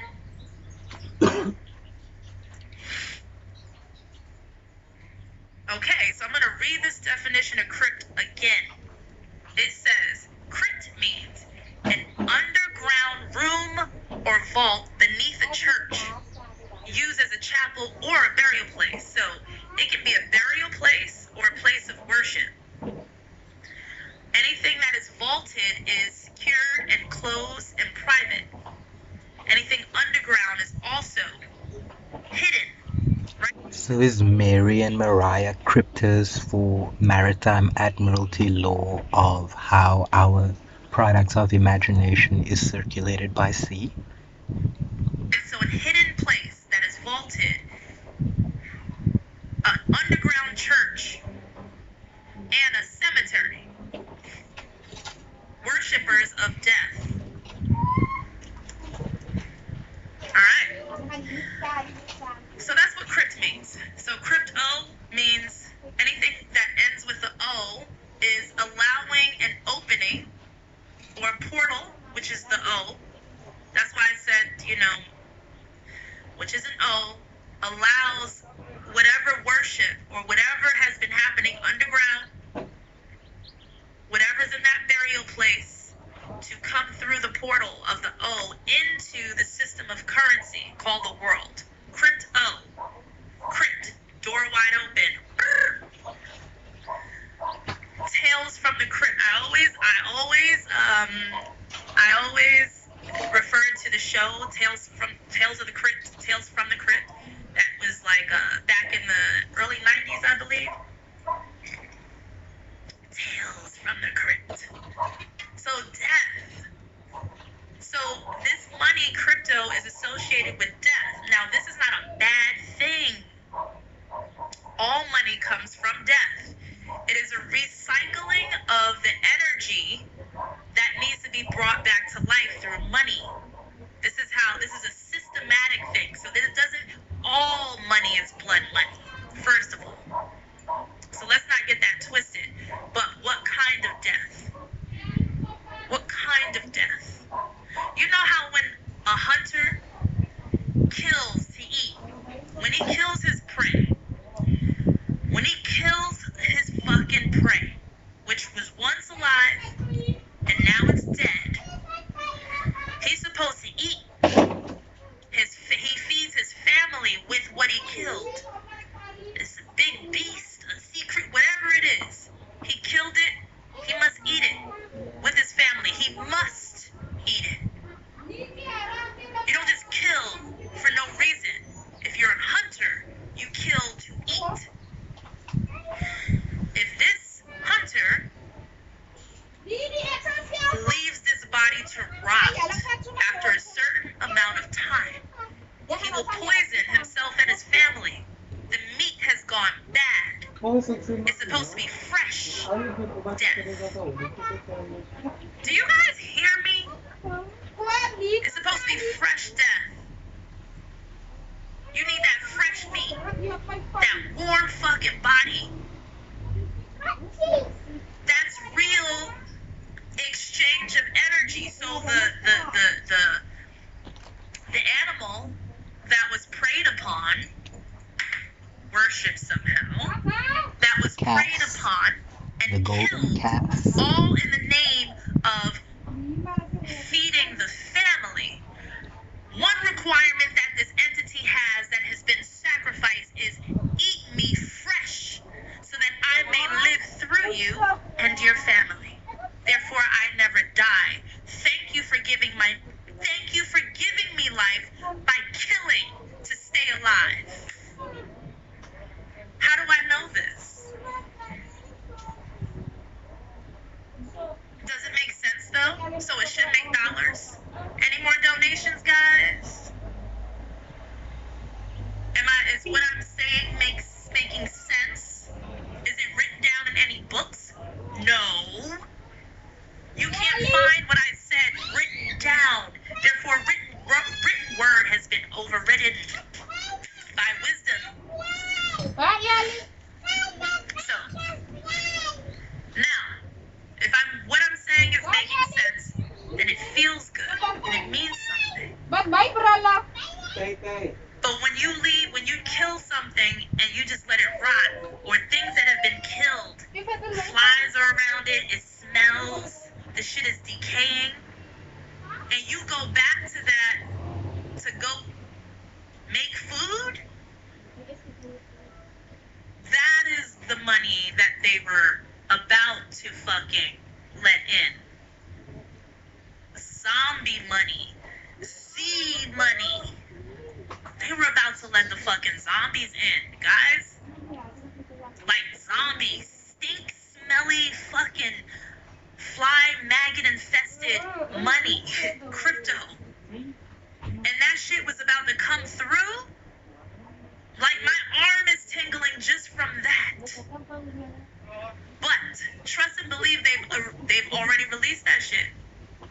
So you just gotta know the difference, because they walking around right now. This shit is O. So it's O, it's open. This shit is open. So you gotta know what the fuck you're dealing with. If it don't make sense, it don't make dollars. If these motherfuckers don't make sense, they're a part of the fucking maggot infested, smelly, death corpse side of things. And that will infect your life, and that will cause sickness and suffering and slow death until your death. Physical death. That's already been released. It's been released before because they think they're faster. So just know that that shit is out there. So if a motherfucker's coming up on here on these YouTube videos or these fucking like in your face or at these events or even from your own fucking family members, they coming up to you with some zombie shit. And they look weird too a little bit and they don't feel good to be around. Don't eat that shit. Now, if these motherfuckers want to offer me money, my simple awareness changes it over. Alright, weird motherfucker, you want to invest in me? You just gave me an exchange of money. You didn't give me your disease. You gave me... ... alchemy. I can change it. Because I am an alchemist. Unfortunately, everyone is not. So, it's really just kind of like knowing how to navigate and communicate with everyone. A zombie, a person, a god. An MK Ultra. You just have to know how to deal with all types of entities now. Because the zombies have awakened. Like, Thriller is real. Oh shit, somebody said maggot. Ooh. That's interesting because Maga is in Leo. I think it's Persephone, who's the goddess of the underworld. And it is also associated with a throne. And we know Hera didn't like being chained up in that throne opposite to the Abhijit in the cusp of Cancer, magic, pushier. For some reason, I didn't really like American accent because it was confusing. I'm also British. Oh, you didn't like American accents? There's something about the British accent, too. There's a thing with accents. That's very, sacred. It makes people, there's a comfort and there's like there's kind of like a camaraderie or like a family thing or like a feeling. Like if you're from Britain somewhere and you're in America and you hear someone else with an English accent, there's an automatic connection that you have with the person that has an English accent. You know, so the accent brought you together in a space that seems foreign, you know, so that's interesting. Well, to me, that's the real swine. Pork ain't swine. Swine is that like that rotten fucking like money that and anything that's supposed to be resourceful and it's just like really poisoning to this mind, body, soul, to the true spirit that will reveal itself in such a way in results. You know, all money ain't good money. If it don't make sense and it don't make dollars, but this money has to exchange. They can't, so the thing is they can't hold on to this money. They have to give it out. They have to share the money.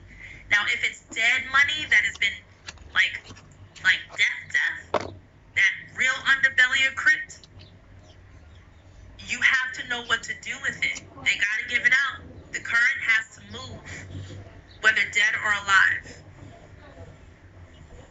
Thank you, dude, from Gang Stalking Simulation that has donated Thank you for sending a cash app through.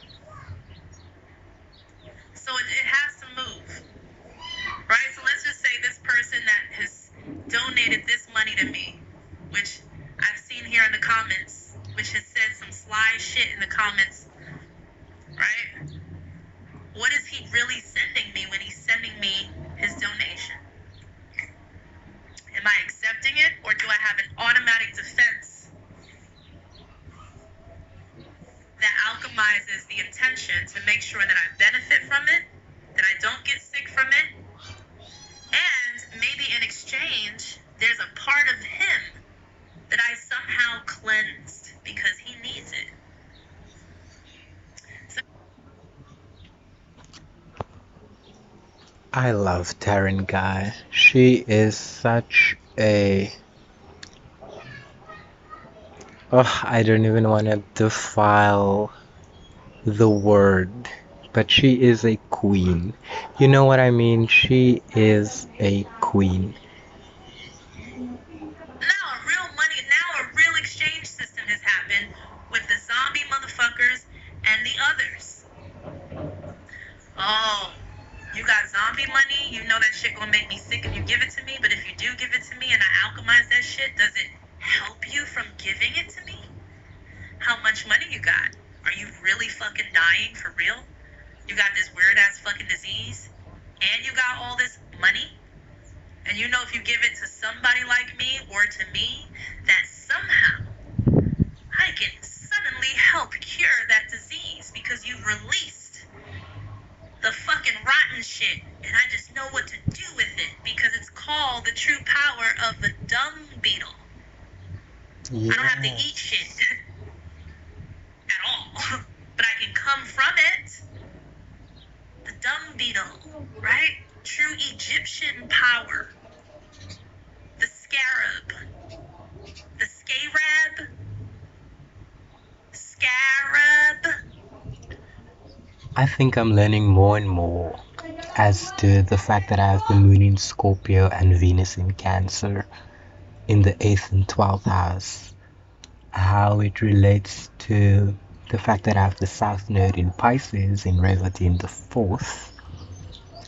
Because I am always circulating the value of the mutable into cardinal and fixed. Right?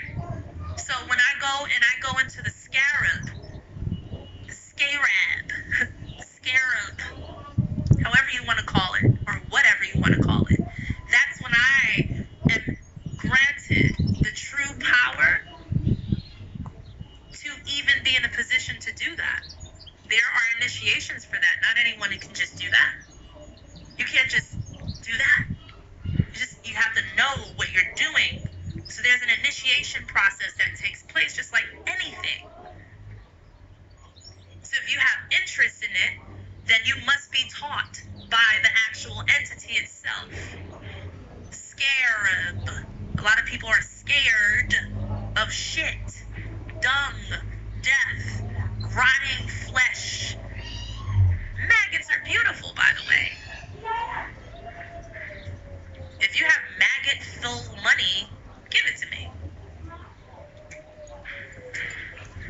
I can turn that maggot into a butterfly if you don't want to be the fly anymore. Like, I can do that.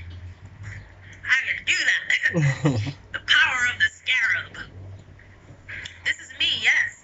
Just loving the energy field that I'm in, even if I have negative $15 in my bank account, which I do. Like, I mean, I know I'm getting Cash App donations. I do get paid on cycles from, my business that I have, but I'm broke as fuck right now. Like, I got negative $15 in my bank account right now. No lies. And I woke up to that shit laughing like, damn, yo, this shit don't make no sense. This shit don't make no sense. It doesn't. Like, I'm not a fool with money. I'm not like a degenerate ass motherfucker that sits on my ass and doesn't do anything that brings value to my space and my time.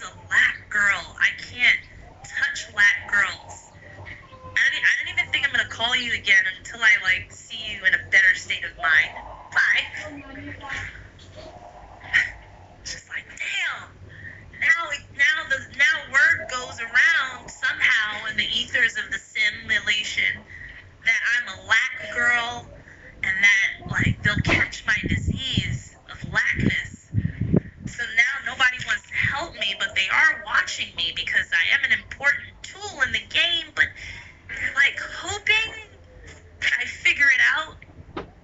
They really like me, but they can't really help because I'm lack. Fine, I'll figure it out.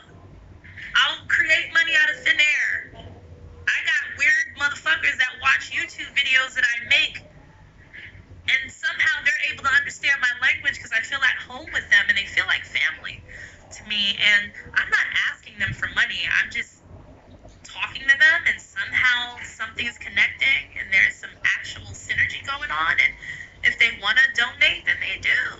That's how I just made a few dollars just now when I had negative $15 in my bank account.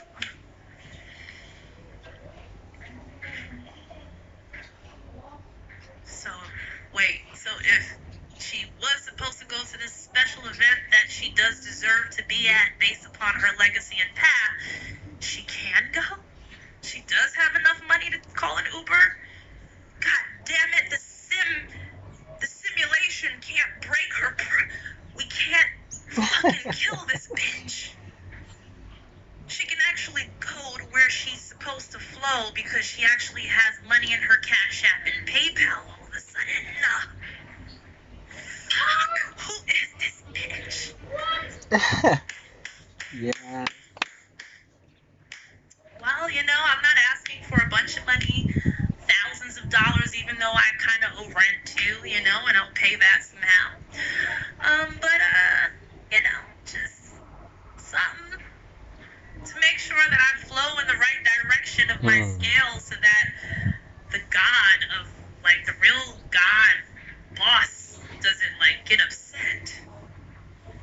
Thank you, Desiree, for your Cash App donation.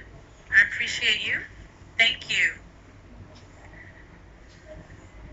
So that the God doesn't get upset, because somehow the God really likes me. I am one of his favorites. He has favorites. This God has favorites. Thank you, Christopher, for the Cash App. This God has favorites, and I'm a favorite. So if you fuck with me and my legacy path, because this God makes sure that I get to where I'm supposed to go, for real, with no suffering, actually. Like, I've had enough of that. You rub the scales the wrong way.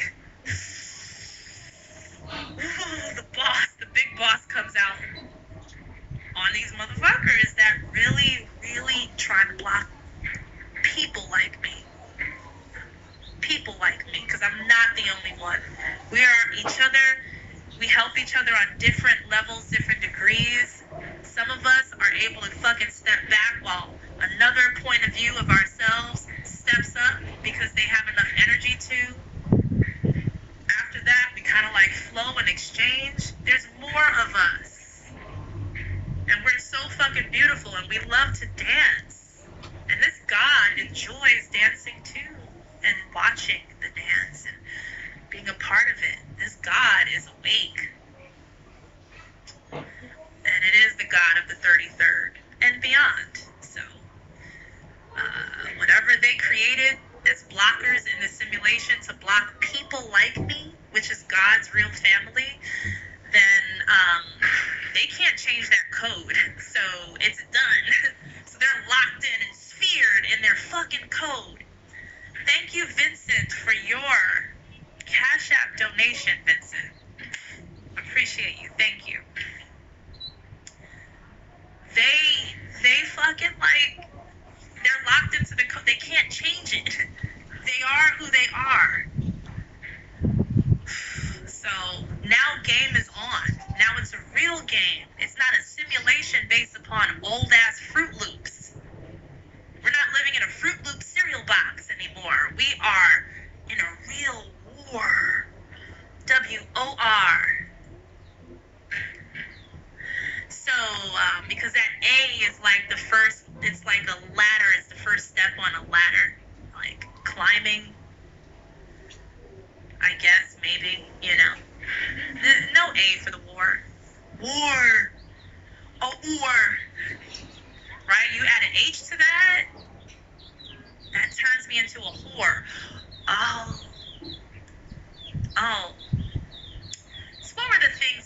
to call like very prestigious royal women that are beautiful, truly royal, truly blue blood, and many other cultures, not just Egyptian culture, and so on, even though that's what I'm most connected to, just naturally. But like Sumerian and Egyptian, that Hinduism, that even Christian, and like all, right? Anunnaki, fucking like royal families of the world, right? The women that carry a certain beauty, somehow this other side, this enemy, hates that. They hate her. They hate these types of women. So they call her a whore instead. And as they call her whores, they somehow the program forces her to become one. A whore. Thank you, Bithwood. And thank you, oh, Tia, thank you so much for your Cash App donation. They turn her into one by making her, like, trying to mold her code. So when I say I have negative $15 in my bank account, and then, like, I get a disrespectful phone call from a person that just is offering to help in exchange for fucking, hey, I got this money. Care to come over, honey?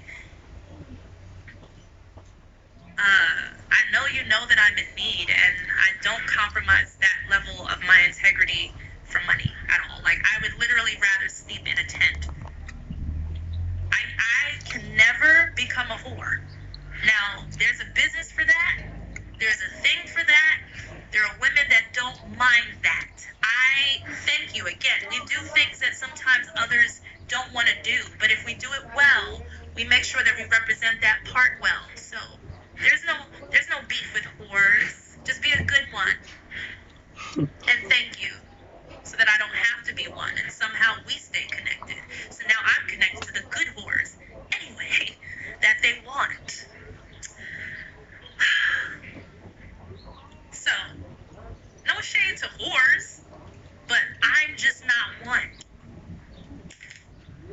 And they know that I don't like this shit. I will rather sleep in a fucking tent. And, you know, living here in LA, it's like 87 degrees today. It's October.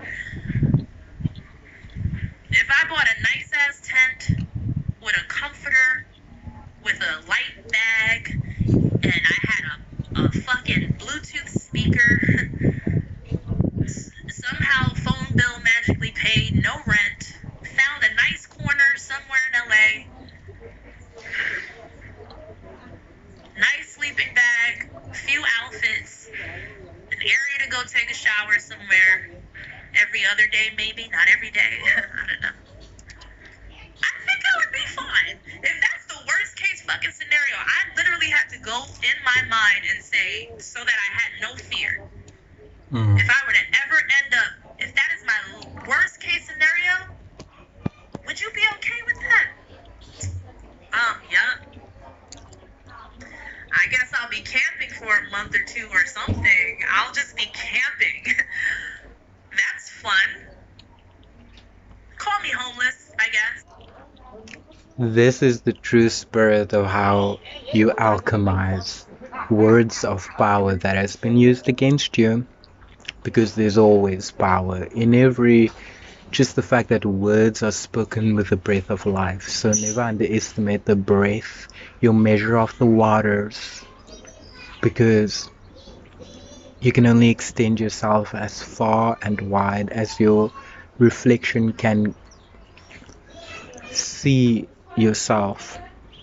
And I can really relate to a lot of what she says, because I've had to fall on tough times and be like, I need to be comfortable with just this, because regardless of what this is, according to objectivism, subjectively, it is the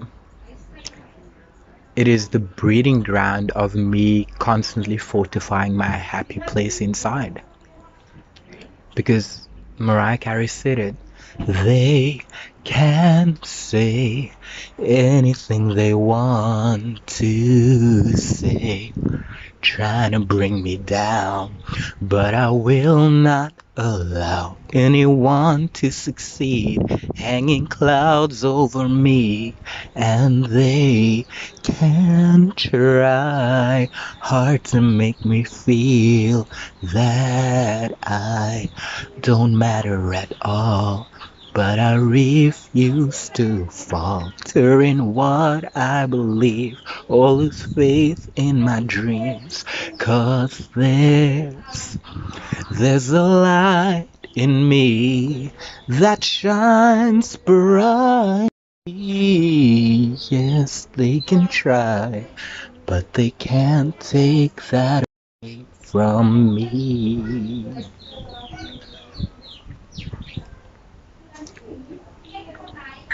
You know, I was walking towards Hollywood Boulevard. There was a tent. He left his shit open. This motherfucker had on like a nice ass hoodie. He was posted up, wrapped up in his blanket. He had his fucking music. This is why I was inspired by this. He had his music. He had his headphones on. He was chilling. He had some clean fucking boots. Like, he was just posted up. And I was like, yo, this motherfucker is comfortable. He ain't worried about nobody right now, and he's not paying rent. And if he... I mean, I don't understand. Like, if this is the worst thing that can happen to me, what power do you have over me now? I'm supposed to feel demeaned. I'm supposed to feel low. I'm supposed to feel like a bum. I'm supposed to feel less than. And all the feelings is what morphs me and turns me into my own worst enemy. It makes me look bad. Eventually, my looks start to deteriorate too. My health starts to deteriorate. My mind starts to deteriorate. Only because I feel bad about my situation or myself.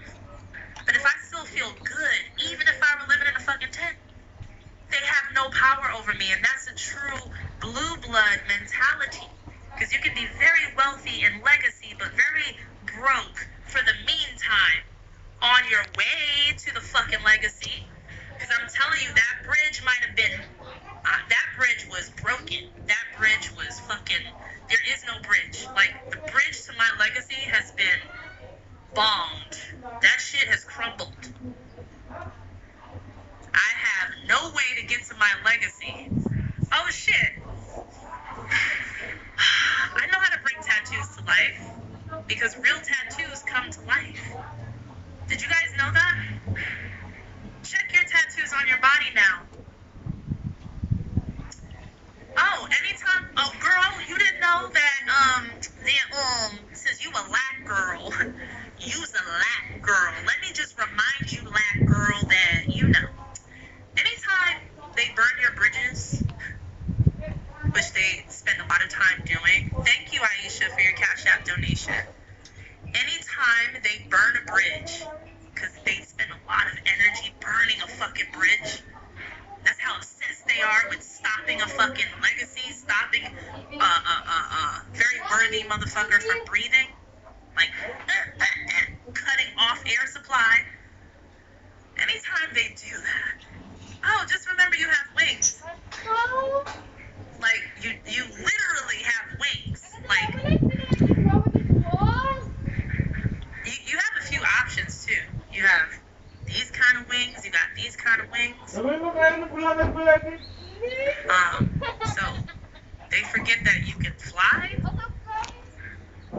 and then they see you fly, and they're just like, how the fuck did she get on this side? She flew. Y'all burned the bridge, but she fucking flew. The fuck? Damn, yo.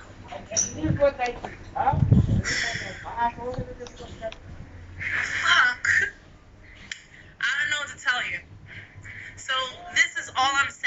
You know, even like right here, like Saturn tattoo. Saturn represents time and death. Father time. You know, always somehow there's a timing thing, like a compass. I always say, you know, and I used to be obsessed with those types of compasses when I was a kid, because it had like the liquid inside of it. So when you get like a real compass with the liquid in it, and like the point is moving, you know, and based upon how you turn, you see the liquid and the fucking like the hand of the arrow compass of is your moving trees. naturally just based upon the What turning does and it shit. say? It's moving based upon a magnetic Clouds. field, right? Strange So it's always clouds. correct. Every time you reposition, the fucking like hand tells you exactly where you need to go based upon magnetic field that cannot be manipulated. So if my thank you Aisha for your cash app. Wow, thank you. So my magnetic field is already predestined. Thank you, Fatima. Already predestined. My magnetic sphere field says, this is your legacy, your destination point in life. It cannot be manipulated by anyone. Follow the fucking compass and you will get here. Guaranteed 100%. That's the compass that I follow. The wiggly fucking compass with the liquid in it. That compass. You can't break that compass. It doesn't break. It doesn't run on a battery. It doesn't need to be charged. Spirit of the earth So and when I say like my arm, sky, like buzzes and shit when I'm going the wrong way, we know it is yes, never baby, too that's what I'm talking late. about. Ooh, no, don't go that way. Or maybe go that way. Scare the shit out of them real quick and then go the other way. So it's kind of like that's the type of energy that I'm talking about, that I can breathe in and breathe out, which is real air to me. What I Which love is most real about Lilith royalty, is you can't step into which the is same real river twice. God The shit, water is always changing, always which is real flowing. La Familia energy, because I know that we are helping each other from afar and from close. We have our own way of communicating, and nothing can be written down, but it can be. It just doesn't have to be. So I'm gonna stop here. And like again, I literally came on here as like a bridge has been burnt, negative $15. I'm not begging or asking anybody to just send me money for no fucking reason. I'm not a beggar. People have money, they work hard for it. What the fuck? Like, you just don't do that. You're not a bum. Oh, you somehow people enjoy listening to you. There's some sort of value here. It does make sense. It does help and inspire. Just make a video and ask for donations and just fucking like flow like you always do and don't worry about it. So that's what I came on here to do. And I'm very thankful for those of you that have donated and given. And just know that the exchange is real though. The flow is open. It's not just one way. You know, donation, dough. Nation. The nation for the dough. Oh, am I ODing now? Should I shut up? So all I'm saying is thank you for that, and of course, as this video stays on the platform, for those of you that are also just catching this, if you would like to still continue to donate, as this message is timeless, I would appreciate it, because it's going to a good cause, to the cause of legacy that is honored, that is earned, or that has been earned in many lifetimes. So my legacy destination point has been earned through lifetimes of lessons and living and understanding and connecting. And there's a lot of you that have your own legacy points as well, that may be at different stages of remembering what it is, of gaining the confidence of going for it. So I'm just telling you, once you know it, grab onto that compass right? And that compass can feel scary. It's wiggly and wavy. It's water. It's dream. It's scorpion energy. It's murky. So when it's murky, be scared for a little bit. Know that you know how to see in the dark. You know how to feel your way through the dream of the waters of yourself, even if it's through tears and crying. So remember that. So anyway, thank you, and I'll see you guys another time. Bye. That was the amazing, incomparable Taryn Guy from Lucid Living TV. Please support her channel, donate to her. Everybody who can find value in authentic, honest exchange, appreciate your mirrors and those who hold space for you to recognize the fullness of your own potential. And as this also relates to myself at Pure Keys Lake, if anybody finds value in what I have to add to this space and what I can offer, you can donate to me, you can book a reading with me, a session, however you want to extract a bit of coin from me in terms of the mint of my mind. You know, I can give you minted condition revelations that you're not going to find anywhere in a book. You're not going to find any other truther tell you, but it's going to come from me connecting to you and us being in reciprocal flow as we connect to source and creation and the love of all of creation sustaining itself in mutual reciprocity. And that is the journey of At Pure Keys Lake. Have a good one, guys.